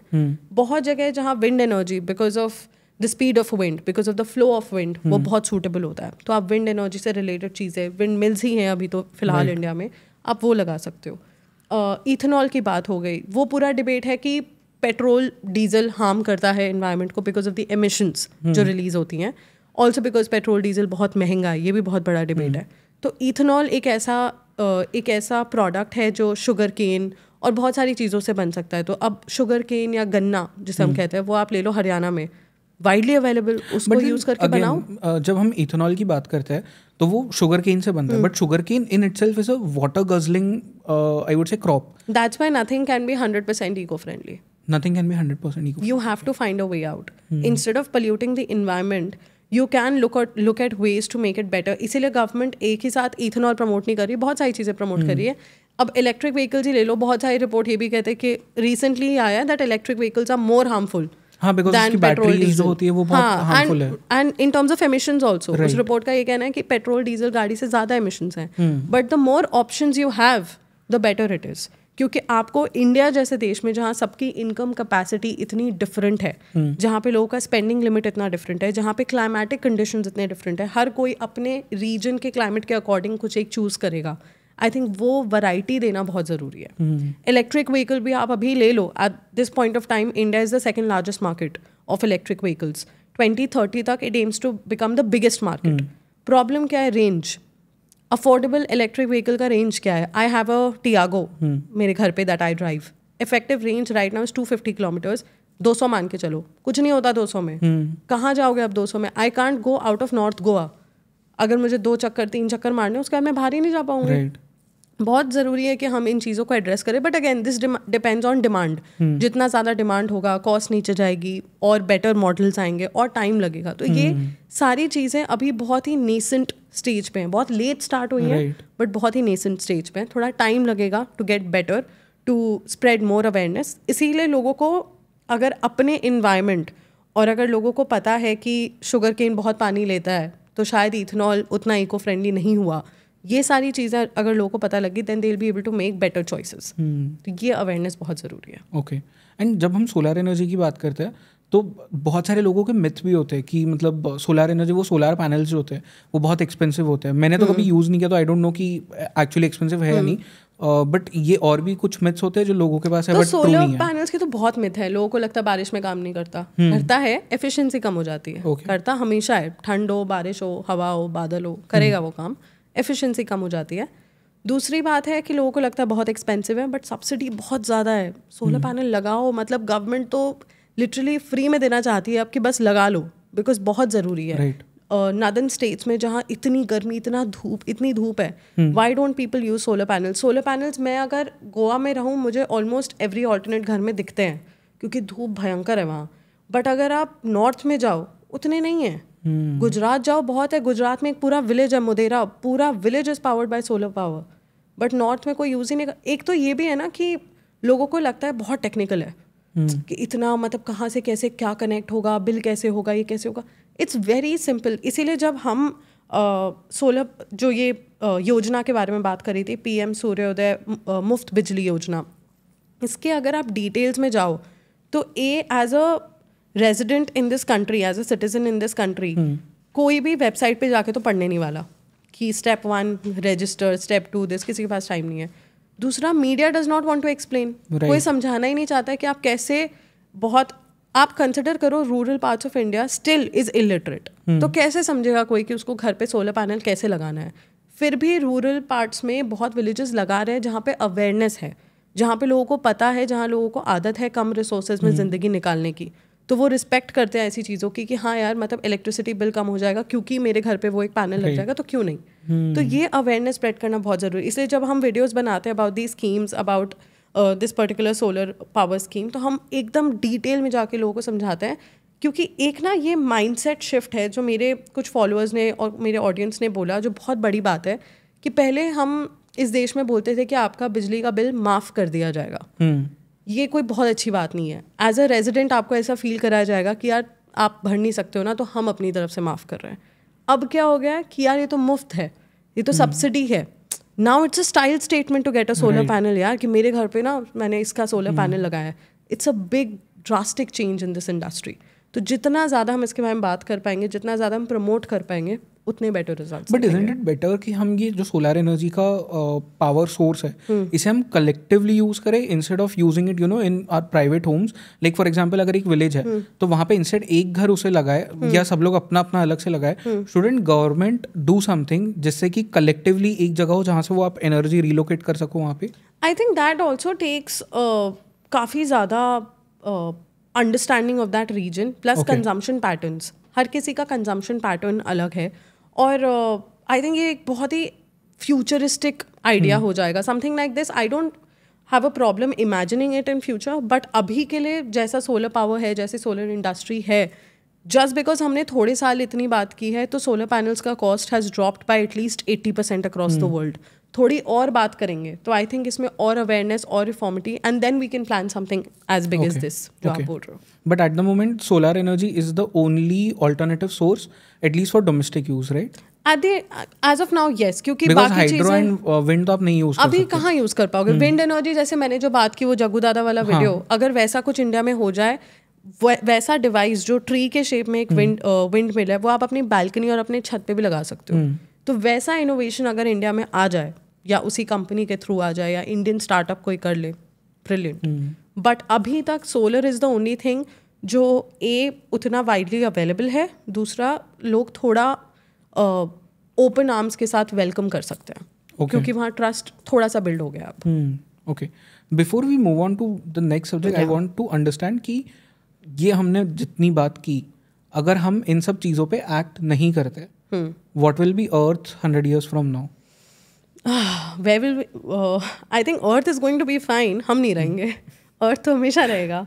जब हम क्लाइमेट चेंज की भी बात करते हैं, we don't have to protect the planet. We have to protect our survival chances. हम नहीं रहेंगे क्योंकि ये सब कुछ जो हो रहा है, अर्थ को तो आता है अपने आप को कंट्रोल करना, संभालना. थोड़े टाइम में बहुत गर्मी हो जाएगी, बहुत ज़्यादा ह्यूमन पॉपुलेशन वाइप आउट हो जाएगा, अर्थ फिर से रिवैम्प हो जाएगा अपने ही सिस्टम के थ्रू. हमें नहीं रहना आता ना. तो आई थिंक ये हमारा सर्वाइवल है जो हम खुद बिगाड़ रहे हैं. ये पूरा कॉन्सेप्ट अभी क्या है कि climate is changing, earth is suffering. Earth is fine, we are suffering. Earth knows how to suffer, earth knows how to start from scratch also. But हमें नहीं आता कि हम ज़्यादा गर्मी कैसे सहें. 1.5 डिग्री सेल्सियस हम नहीं सह पाएंगे उसके आगे, या एनिमल्स नहीं सह पाएंगे. बहुत सारी चीज़ें, ओशन वार्मिंग हो रही है, फ्लड्स आ रहे हैं, ग्लेशियर मेल्ट हो रहा है, पानी ख़त्म हो रहा है, सब कुछ ये सब हमारे ही नीड्स है ना, और तो किसी को नहीं चाहिए. तो वाइल्ड लाइफ और हम ही है जिनको प्रॉब्लम्स होने वाली है. तो आई थिंक अगर ये सारी चीज़ें नहीं की अब, तो ये सब जो हो रहा है ये और एक्सट्रीम लेवल पे होगा. जो हम आज देख रहे हैं कि पीपल पहले एक टाइम था जब मेरे बहुत फ्रेंड्स बोलते थे कि यार पहाड़ चलते हैं, पहाड़ में सेटल हो जाएंगे, घर ले लेंगे. अब कोई नहीं जाना चाहता, पता ही नहीं कब क्या गिर जाएगा, क्या कोलैप्स हो जाएगा, हिमालयस माइट बिकम फ्लैट, कहाँ जाओगे. तो वही प्रॉब्लम है कि ये सारा जो हमने किया है ना, it's time to pay back, it's time to reverse the damage that we have done. Construction हो गया, घुस के हर जगह जाके जो हमने हिल स्टेशंस, रिमोट एरियाज का हाल कर दिया है, ये सब हमें रिवर्स करना पड़ेगा, तो जाके we can say that we can survive here. Otherwise we will not be able to survive. But what is the major reason जिसकी वजह से ये climate change अभी तक जितना हुआ है वो उतना हुआ है? There is no one reason. Okay. There is no one reason. It's everyday action, right? कि आप हर चीज़ ले लो, जैसे आपने क्या प्रोडक्ट्स यूज़ किए, उसका क्या इम्पैक्ट हुआ, पोल्यूशन हो गया, पानी का हाल हो गया. इसमें भी बहुत कोई एक ऐसी चीज़ होगी ना जो मतलब आपको सबसे ज़्यादा रिड्यूस करने की ज़रूरत है जिसकी. तो one thing is emissions. Okay. Which is not, again I would not say कि वो सबसे बड़ा फैक्टर है, बट वो बहुत बड़ा फैक्टर है, सबसे बड़ा नहीं है. बट emissions बहुत चीज़ों से होती हैं कि आपका वेस्ट हो गया, आप जैसे हम कपड़ों की बात कर रहे थे, वो कहीं जल रहे हैं, हमारा वेस्ट लैंडफिल्स में जा रहा है, हम प्लास्टिक यूज़ कर रहे हैं, प्लास्टिक को बनाने के लिए जो फॉसिल फ्यूल्स यूज़ हो रहे हैं, पेट्रोल, डीजल, हर चीज़, you know, all of these things से at the end of the day fossil fuels जहाँ यूज़ होते हैं वहाँ पे एमिशंस जनरेट होते हैं. तो या तो क्योंकि हम ह्यूमन सिविलाइजेशन इतने सेल्फिश हैं, तो या तो आप ये सब करो और उसको बैलेंस करने के लिए बहुत सारा अच्छा काम करो, तो ठीक है. पर आप वो भी नहीं करना चाह रहे हो, आप यहाँ पे एक्सप्लॉइट कर रहे हो रिसोर्सेज, और जहाँ बैलेंस करने की बात आती है वहाँ पे आप हेडलाइन मैनेजमेंट कर देते हो कि हमने यहाँ 100 पेड़ उगाए, हमने यहाँ ये किया, हमने वहाँ वो किया, जो एक्चुअली इन प्लेस है नहीं. तो अब आप कितने भी पेड़ उगा लो, कितनी भी नदी साफ कर लो, कुछ भी कर लो, I think it will take a lot more effort जितना डैमेज क्रिएट किया है उसको वापस ठीक करने में. Okay. क्योंकि काफ़ी मतलब in every aspect of the environment and ecosystem हमने कितने, मैं आई थिंक रोज़ आर्टिकल्स पढ़ रही हूँ जहाँ पे एक पर्टिकुलर बर्ड पाई जाती थी वो अब वहाँ नहीं है, पर्टिकुलर एनिमल पाया जाता था वो वहाँ नहीं है. तो हमने बहुत चीज़ें ख़राब कर दी, वी रीलोकेटेड एवरीवन. तो eight the end of the day वो हमारे साथ भी होने वाला है अगर हमने ठीक नहीं की चीज़ें.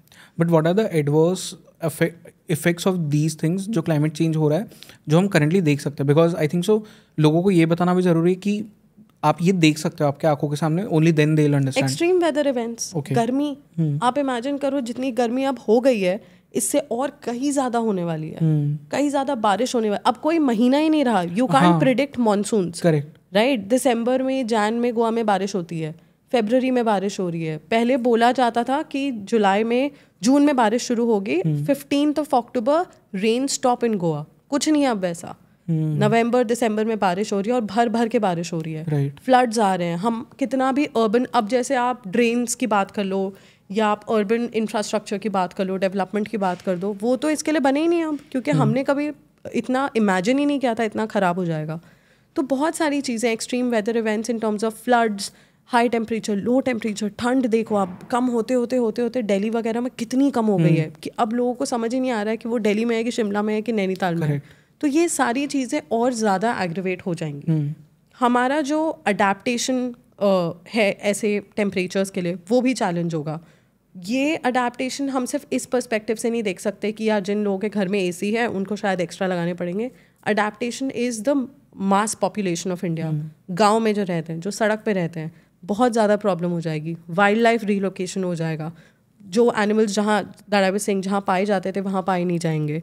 तो बहुत सारी प्रॉब्लम्स. हम कितने ऐसे वीडियोस देखते हैं ऑफ टाइगर्स, ऑफ एनिमल्स जो कितने ज़्यादा उस एरिया में रहते आए हैं जहाँ पे दे वर बॉर्न, जहाँ पे उनकी फैमिलीज बॉर्न हुई, but they can't survive there. Right. क्योंकि टेम्परेचर हैज़ चेंज्ड. उनको आदत नहीं है अडेप्ट करने की वहाँ पे, तो उनको रीलोकेट किया जाता है किसी और पार्क में, किसी और स्टेट में, कि यार ये यहाँ फिट नहीं बैठ रहे हैं अब. तो ये आप कब तक करोगे? These are the extreme weather events that are going to keep happening. जब आप नहीं प्रिडिक्ट कर पाओगे कि कब कहाँ गर्मी होगी, कब कहाँ ठंड होगी. Will Shimla remain a hill station? Will Rajasthan be hot during summers, or will it be cold during summers? When can we say we have summers in a state? Right. ये सब change हो जाएगा. I think so. I was having this conversation few days back with a friend कि जो भी months हमारे हैं and जो भी सीजन्स हम पहले कहते थे वो 2-2 मंथ से आगे शिफ्ट हो गए. हाँ बिल्कुल. बिकॉज बारिश जो लास्ट ईयर थी इट वाज टिल लाइक नवंबर तक बारिश थी. बिल्कुल. और इसका इम्पैक्ट आप अपने खाने पे देखो. The kind of crops that grow, जो बारिश में ग्रो होते थे, जो गर्मी में ग्रो होते थे, सब मूव हो गए। करेक्ट। क्योंकि वो नेचुरली ग्रो नहीं हो पा रहे हैं तो हम उसमें पेस्टिसाइड्स ऐड कर रहे हैं, हम उसमें केमिकल्स ऐड कर रहे हैं, फिर उसका जो हाल हो रहा है वो आपके हेल्थ पे आ रहा है। एज अ वुमन मैंने कितने आर्टिकल्स पढ़े जब मुझे बहुत लोगों ने भी इस इंडस्ट्री में कहा है कि यार औरतों को तो थोड़ा देख के ही खाना चाहिए because of how hormones are in women, और जैसे हार्मोन्स इंजेक्ट किए जा रहे हैं एग्स में, चिकन में, बहुत सारी चीज़ों में, आपकी बॉडी बहुत ज़्यादा। तो अब आप देखोगे लाइफस्टाइल डिजीजेज वुमेन में जो हैं उसका एक बहुत बड़ा रीज़न क्लाइमेट चेंज है। PCOD, PCOS, इरेगुलर पीरियड्स, ये सब क्लाइमेट चेंज की वजह से भी है बहुत, क्योंकि द काइंड ऑफ थिंग्स जो हम कंज्यूम कर रहे हैं वो क्लाइमेट चेंज से इम्पैक्टेड है। तो हम सब अडल्ट्रेटेड कंज्यूम कर रहे हैं, राइट। दूध हो गया, कुछ भी हो गया, सब अडल्ट्रेटेड है। तो every aspect of your life will change अगर क्लाइमेट चेंज होता है तो, और अगर ये और ज़्यादा चेंज होगा तो फिर be ready for the worst. Okay, what is your opinion about Greta Thunberg? There's no opinion that I have. I think for Greta Thunberg or any other person of her age, of the demography that she comes from, I think as long as आप awareness create कर पा रहे हो, good. But अगर आप इस industry में, इस स्पेस में सोच रहे हो कि प्रोटेस्ट करने से अवेयरनेस होता है, तो नहीं होता है। ये वो टाइम है ही नहीं।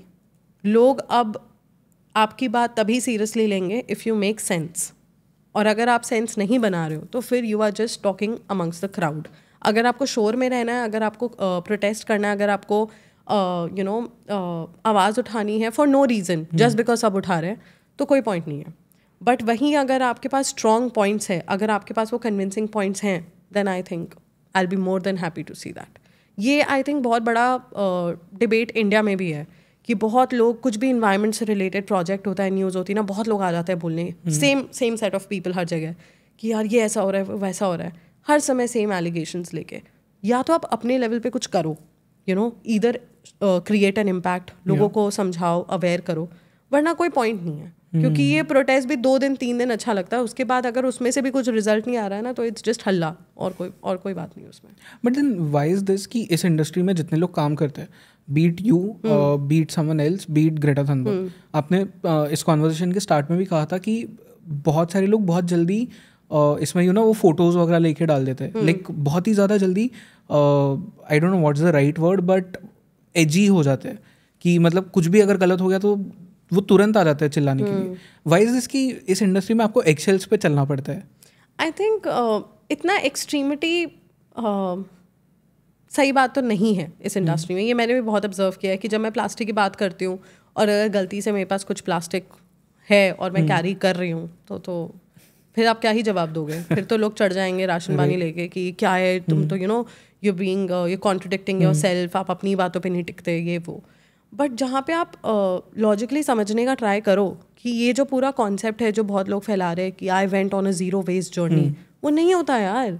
You live in India. मैं यहाँ से अगर अहमदाबाद, मुंबई से अहमदाबाद ड्राइव करके जाऊँ, देयर इज़ नो चांस कि मैं कोई प्लास्टिक चीज़ को ना छूँ। मैं तो छूँगी ना, पर अगर इसमें लोग कॉल आउट करना शुरू कर देंगे तो शायद मैं अगली बार छूँगी, पर आई will be more careful, right, कि मैं दिखूँ ना।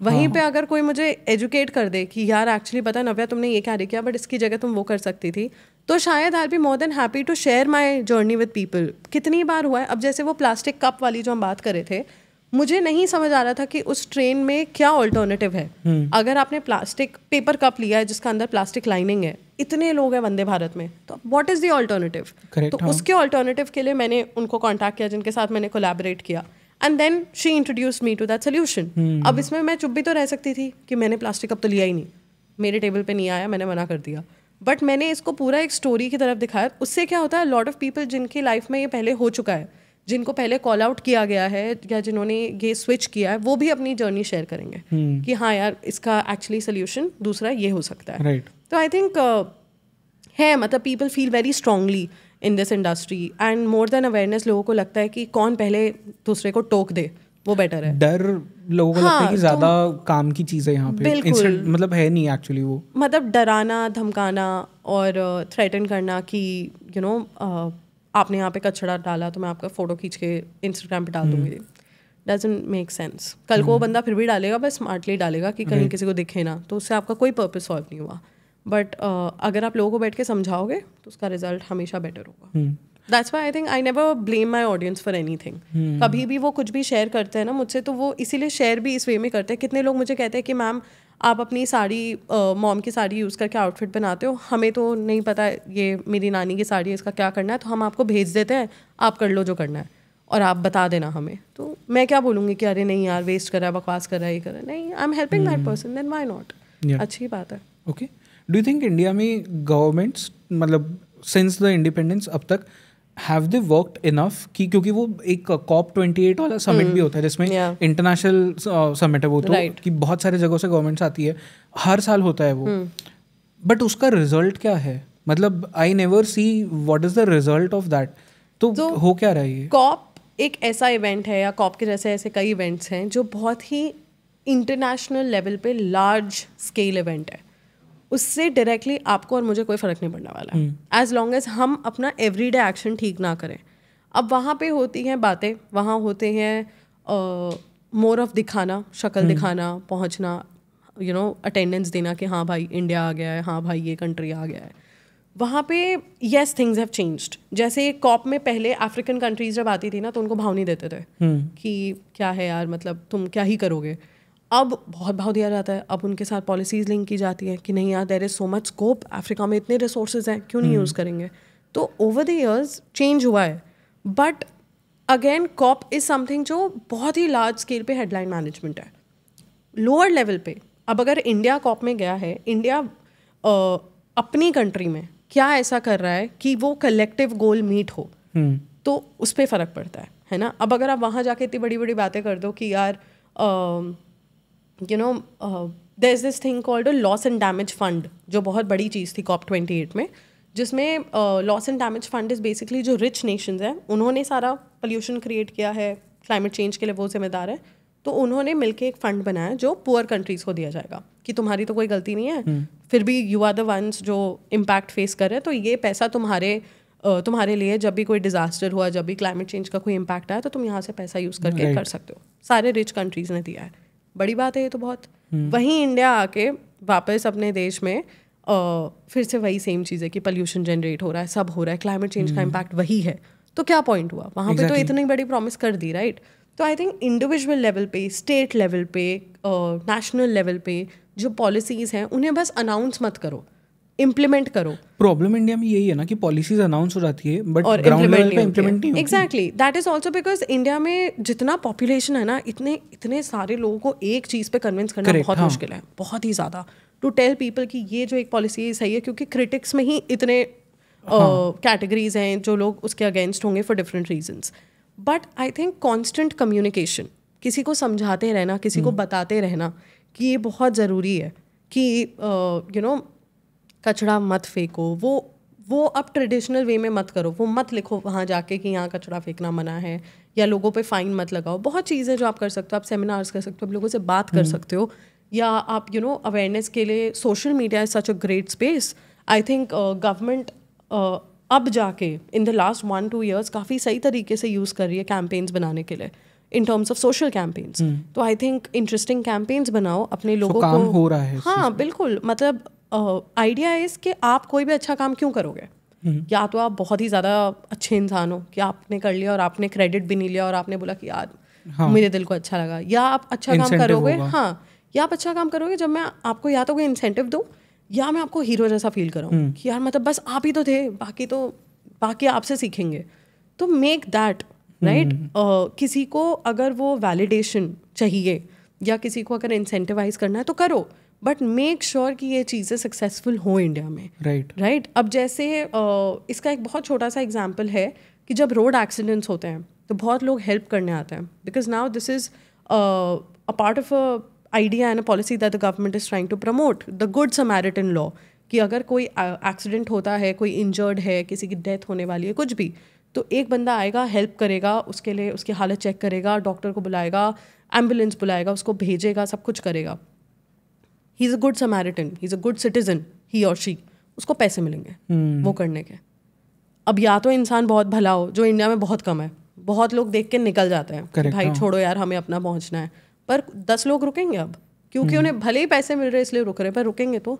आई थिंक इंसेंटिवाइज पीपल कि तुमने वेस्ट सेग्रीगेट किया, आज तुमने अपने घर में सोलर पैनल लगाया, तुमने अपने घर में कुछ और इको फ्रेंडली किया, है ना. तो आई थिंक ये बहुत ज़रूरी है अक्रॉस एज ग्रुप्स, क्योंकि ये एक ऐसी चीज़ है जो सारे एज ग्रुप्स को टारगेट करती है. कितनी बार मैं कंटेंट क्रिएटर से मिली हूँ जो 60 के ऊपर के एज के हैं, amazing content on social media. I think so there is someone people बाबा नाम से है. Yeah. I love his content. वो There are trees so के बारे में many, कितना अच्छा बताता exactly, है. और वो कितना इंटरेस्टिंग नहीं, बस Exactly, खड़े yes. होके बात करना हाँ. शुरू कर देते हैं. तो ये चीज़ें कितनी ज़रूरी हैं कि आप अलग अलग एज ग्रुप्स को टारगेट करो सोशल मीडिया से, और लोगों को बताओ कि यार क्या है, मतलब एवरीडे चीज़ ही तो है, कोई एडिशनल चीज़ नहीं करनी है आपको दिन में 2 घंटा एक्स्ट्रा नहीं निकालना है. इट्स जस्ट एवरीडे एक्शन और कुछ नहीं. Okay. Is overpopulation a problem for climate change? मतलब is it something जिसकी वजह से climate change हो रहा है? Yeah, I mean, more the people, the more the resources you use. जितने ज़्यादा लोग होंगे उतने ज़्यादा resources आप यूज़ करोगे, और इतने ज़्यादा लोग, आई थिंक अब हमारी जनरेशन इनफैक्ट बच्चे पैदा नहीं करना चाहती है, क्योंकि उन्हें लगता है कि यार कैसे सर्वाइव करेंगे, क्यों करना है, ऑलरेडी इतना बुरा हाल है क्लाइमेट का, इमेजिन 5 साल बाद और क्या होने वाला है. तो आई थिंक ये बहुत बड़ा फैक्टर है कि जैसे पॉपुलेशन बढ़ती जाएगी, हमारे डिमांड्स, हमारी लाइफ, या तो हमारी लाइफस्टाइल बहुत ही बेसिक हो कि घर, पानी, खाना, बस जिंदगी सॉर्टेड. वैसा है नहीं, सबको जाना है बाहर, सबको करना है ट्रैवल, सबको एकदम लैविश लाइफस्टाइल चाहिए, तो खर्चे होंगे, रिसोर्सेज होंगे. तो या तो you stick to a basic lifestyle, या नहीं तो आई थिंक जितना पॉपुलेशन बढ़ेगा, that is one very big issue in India, कि पॉपुलेशन इतना ज़्यादा है कि सबको रिसोर्सेज संभालना नहीं आता है, और वो सिखाना बहुत ज़रूरी. इसके लिए urban India and the modern India should take inspiration from rural India. Okay. गांव में लोगों को रहना आता है, लोगों को पता है कि जब पानी ख़त्म होता है तो क्या होता है, कैसे संभालते हैं. लोगों को पता है कि भाई बहुत दूर जाना पड़ता है, इतने किलोमीटर चल के जाके पानी लाना पड़ता है, सोचो अब वहाँ भी नहीं मिले तो क्या करोगे. तो people know how to use resources judiciously. तो ये एक रीज़न है जो आई थिंक अर्बन इंडिया को सीखना चाहिए, जो एक सीख है जो अर्बन इंडिया को डेफिनेटली लेनी चाहिए वहाँ से. Okay, I'll take you back to journalism, क्योंकि आपने कहा था कि वंतारा, जैसे हमने जो बात की थी कि बहुत सारे लोग एलिगेशंस लगा लेते हैं, and these are baseless allegations. इसके पीछे कोई हिंदी में अगर कहे तो तात्पर्य नहीं है. वाह, बहुत बड़ा. बट आपका प्रोसेस क्या रहता है when you are doing a story? What is the SOP that you follow की, एंड आपके सोर्स भी क्या होता है इन्फॉर्मेशन पाने के लिए भी, ये सब चीज़ें? राइट. तो आई थिंक क्लाइमेट एक ऐसा स्पेस है जहाँ मिस इन्फॉर्मेशन बहुत जल्दी फैल जाता है ना. तो आप बहुत जल्दी डर पैदा कर सकते हो ये बोल के कि 2 साल में दुनिया खत्म. ये कितने सालों से चल रहा है कि हर 5 साल में बोलते दुनिया खत्म. हर 5 साल में फिल्म आई थी 2012. हाँ, मतलब बहुत टाइम से चल रहा है कि खत्म होने वाली है. तो आई थिंक ये क्योंकि यहाँ पे मिस इन्फॉर्मेशन इतना कॉमन है, तो ये भी बहुत ज़रूरी है कि आप छोटी चीज़ बहुत रिस्पॉन्सिबली रिपोर्ट करो. तो सबसे बड़ा फैक्टर जो न्यूज़ विद नव्या में मैंने सीखा है, जो मेरी टीम भी फॉलो करती है, इज पेशेंस. कभी भी इम्पेशेंट होके ओवरबोर्ड मत चले जाओ कि अभी रिपोर्ट करना, अभी नहीं. मैं 2 दिन लेट पोस्ट करूँगी, मुझे कोई दिक्कत नहीं है, पूरी दुनिया ने बात कर दी उसके बारे में, बट मैं 2 दिन बाद वेल रिसर्च्ड, वेल आर्टिकुलेटेड और ट्रस्टेबल रिपोर्ट निकालूंगी, जिसमें लोग एकदम आंख बंद करके भरोसा कर सकते हैं और बोल सकते हैं कि हाँ ये सब वेरीफाइड है. That requires research. जहाँ आप सोर्सेज की बात करो, that requires so much research. अब अगर आज के डेट में हम बोल दें कि electric vehicles are good for the environment, बहुत बड़ा क्लेम है, तो इसको स्टडी करने के लिए आपको टाइम चाहिए. इसको स्टडी करने के लिए या तो आप ये बोल दो कि छोटा सा आर्टिकल निकाल दो that yes electric vehicles are good and इतने लोग शिफ्ट कर रहे हैं, इतने सब्सिडीज हैं, लोग तो खरीद रहे हैं, तो good for the planet. Petrol diesel तो बहुत ख़राब है. वहीं पे आप अगर थोड़ा टाइम लो, आप स्टडीज़ पढ़ो by various universities, by scientist, by people in this industry, और आप देखो कि कैसे ये ओवर द ईयर्स आगे जाके हर चीज़ कैसे इम्पैक्ट करती है. तब पता लगता है जब वो बहुत साल इस प्लैनेट पे सर्वाइव कर चुकी है. Electric vehicles are very new, right. उसको थोड़े साल रहने दो, देखो कि वो कैसे इम्पैक्ट कर रहा है. उसको आप तभी प्रिडिक्ट कर सकते हो जब आप समझ जाओ कि वो बनते कैसे हैं. लिथियम आयन बैटरीज कहाँ से आ रही हैं, कैसे आ रही हैं, जो लोग बना रहे हैं कैसे कंडीशन में काम कर रहे हैं, कैसे आप अब अगर आप इको फ्रेंडली बोल रहे हो इलेक्ट्रिक व्हीकल्स को, तो आप प्रमोट कर रहे हो इनकी बैटरी मेकिंग प्रोसेस को. वो कैसे बन रहे हैं, वो माइनिंग एरियाज में काम कर रहे हैं अफ्रीका के बच्चे, वो कैसे काम कर रहे हैं, आप या तो उसको भी क्वेश्चन करो. तो it has to be a very balanced and a very कहते हैं ना carefully thought after reporting that we have to do. तो ये कोई जल्दीबाजी वाला काम नहीं है. बहुत रिसर्च, कितनी बार होता है कि एक टॉपिक का रेलेवेंस ही खत्म हो जाता है, हमें इतना टाइम लग जाता है रिसर्च करने का, पर हम कभी गलत नहीं करेंगे रिपोर्ट, क्योंकि हमें पता हो सकता है उतने लोग फॉलो ना कर रहे हो जितने किसी और को कर रहे हैं, बट क्यों किसी को भी आप गलत इन्फॉर्मेशन क्यों दोगे. एंड इवन देन मैंने अपने ऑडियंस को हमेशा ये कहा है कि हम भी अगर कुछ रिपोर्ट कर रहे हैं, always question, always go back and do your research. ये हम अज्यूम करके चलते हैं कि लोगों के पास टाइम नहीं है करने का, but one should always do it. कि मैंने अगर आज के डेट में कोई एक बड़ा क्लेम लिया है तो लोगों को रिसर्च करना चाहिए, राइट, बोलना चाहिए जाके. अब जैसे वंतारा वाली बात है, हम ये नहीं कहेंगे कि वंतारा इज़ 100% परफेक्ट, बट हम ये बोल रहे हैं अभी कि अभी के डेट पे हमें अभी कोई प्रॉब्लम नहीं दिख रही है. एंड आगे जाके if I get more data with me and I do my bit of research, तो ऑफकोर्स हम क्वेश्चन करेंगे, पर अभी हम कुछ और नहीं बोलेंगे, क्योंकि उससे क्या होगा, अभी we are just trying to distract people and trying to tell them कि Vantara is a bad thing. फिर उससे हम वो जो थोड़े बहुत एलिगेशंस हैं, सच है गलत है, उसको फ्यूल कर देंगे, तो लोग उसकी तरफ चले जाएंगे. तो I think responsible reporting is with patience. इस रेस में मत पड़ो कि पहले बोलना है, तभी जाके सही बोलोगे. और क्या I think read as much as you can. Journalism उतना भी डिफिकल्ट नहीं है, जितना ज़्यादा पढ़ाई करोगे उतना बेटर रिपोर्ट करोगे. Right. Also tell me about the organization which is News with Navya. Yeah. What is the structure? How does it work? And किन चीज़ों पे अब future plans है काम करने का? Right. So when I started off, हमारा प्लान था सब चीज़ों के बारे में बात करने का. मैंने women safety, defense, because I come from a defense background, मैंने defense की बात की, मैंने politics की बात की, हर चीज़ की बात की. और बहुत जल्दी मुझे रियलाइज़ हो गया कि या तो आप भीड़ में खड़े होके चिल्ला सकते हो, या आप अलग हटके कुछ बड़ा बना सकते हो, कुछ इम्पोर्टेंट बात कर सकते हो. क्योंकि जिस भीड़ में आप पॉलिटिक्स, एंटरटेनमेंट, इकोनॉमी और डिफेंस और हर चीज़ की बात करो, वहाँ घुस के आप एनवायरनमेंट की बात नहीं कर सकते हो. So then I decided to pick a niche. मैंने कहा कोई एक चीज़ पे हम बात करेंगे, ऐसी चीज़ जो इग्नोर्ड है, ऐसी चीज़ जो इम्पॉर्टेंट है पर लोग उसे उतनी इंपॉर्टेंस दे नहीं रहे हैं. अब जैसे when I was working with traditional media, तो इन्वायरमेंट ऐसी चीज़ थी जो सैटरडे और संडे को क्योंकि आर्टिकल नहीं होता है तो पब्लिश की जाती थी. कि अरे यार कुछ नहीं है, 6 बजे का स्लॉट खाली जा रहा है तो लिख दो अभी कुछ, कि 4 पेड़ कट गए, कुछ हो गया, कुछ भी लिख दो बना के. उसको कोई प्रूफ रीड भी नहीं करता ढंग से. इतने आधे मन से काम करते हैं कि इन्वायरमेंट कौन ही पढ़ेगा, until and unless there is a big project. अब क्योंकि Vantara is a big project, views आएंगे तो फिर उसको अच्छे से फ्रेम किया जाएगा, सब कुछ किया जाएगा. बट वहीं पे कोई माइनिंग प्रोजेक्ट हो गया, डिफॉरेस्टेशन हो गया, पोर्ट का प्रोजेक्ट आ रहा है, ये सब हो गया, तो नोबडी केयर्स, कौन पढ़ेगा. तो उससे ज़्यादा इम्पॉर्टेंट है कि भाई आराध्या बच्चन ने क्या पहना था और इसने क्या पहना था. These are the priorities. तो हमने वो मिसप्लेस्ड प्रायोरिटीज़ वाला स्पेस ढूंढा, and I built a team of people who know how to report on stories. All the people, all my team members News with Navya में जो हैं, उनका idea ये है कि they are actually interested in climate action. तो हमें मेहनत नहीं करनी पड़ती, मुझे मेहनत नहीं करनी पड़ती किसी को समझाने में कि ये क्यों इम्पोर्टेंट स्टोरी है. वो एडिटोरियल अंडरस्टैंडिंग वो उनमें है, वो समझते हैं कि ये स्टोरी इंपॉर्टेंट है इसलिए रिपोर्ट होनी चाहिए. राइट. तो हमारे डिस्कशंस भी उसी के अराउंड होते हैं. तो जब हमने नीश पिक किया तो बहुत सारी चीज़ें थी अब क्लाइमेट चेंज के बारे में बात करने में, जिसमें ऑडियंस ने और मेरे भी इंडस्ट्री के काफ़ी लोगों ने मुझे ये कहा कि एक पूरा ऑर्गेनाइजेशन इस बारे में कैसे बना सकते हो.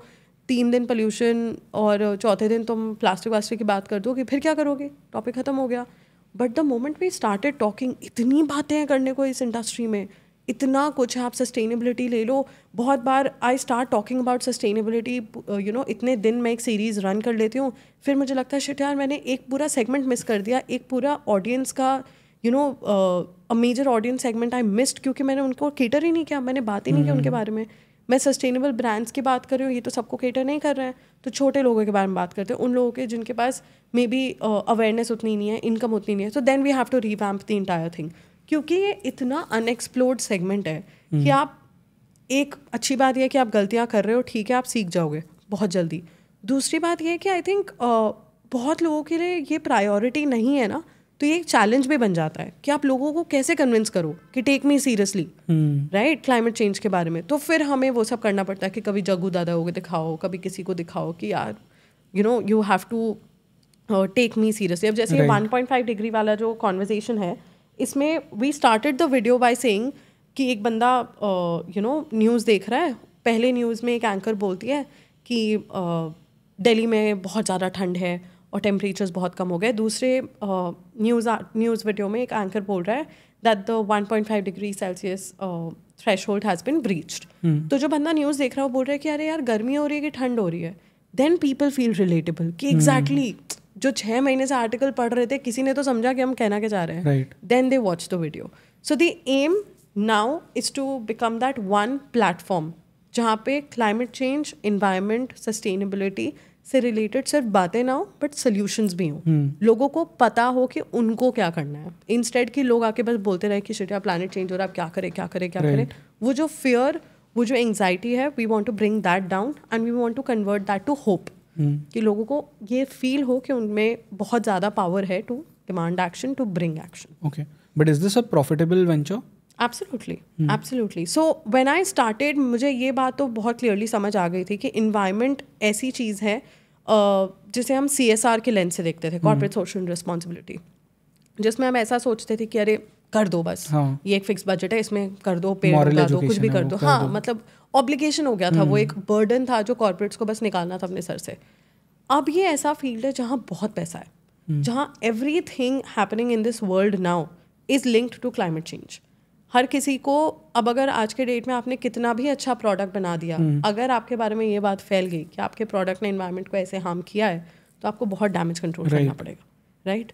तो आई थिंक ये स्पेस प्रॉफिटेबल है और this is the right time कि बहुत लोग जो अभी भी उस पर्सपेक्टिव से चल रहे हैं कि no this is not for profit, this is just a passion project, this is just out of love for nature, love for environment. I think if it is really that, good for you, but if you think it's not profitable, then you should change the narrative, because यहाँ बहुत पैसा है and यहाँ पैसा कमाना चाहिए, तभी जाके लोग इस बात को seriously लेंगे, तभी जाके you will see eco-friendly startups, you will see sustainable startups, क्योंकि अभी भी जब आप eco-friendly या sustainable terms या startups के बारे में सुनो ना, बहुत stereotype इनसे related कि ये तो ऐसा ही होगा, वेस्ट से बनी हुई चीज़ें कौन खरीदेगा, ये क्यों खरीदेगा। तो आई थिंक वो सारी चीज़ें टैकल हो जाएंगी एज लॉन्ग एज आप इसको एक सीरियस बिजनेस जैसे देखो।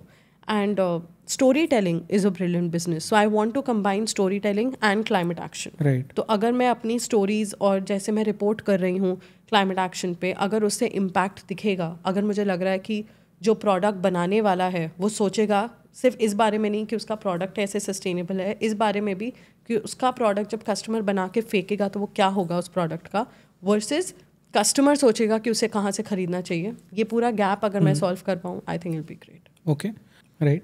But then coming towards the end of this podcast, one very important question, लोगों को अपने लाइफस्टाइल में क्या चेंजेस करने चाहिए जिससे कि वो हेल्प कर सके क्लाइमेट को बचाने के लिए, एनवायरनमेंट को बचाने के लिए?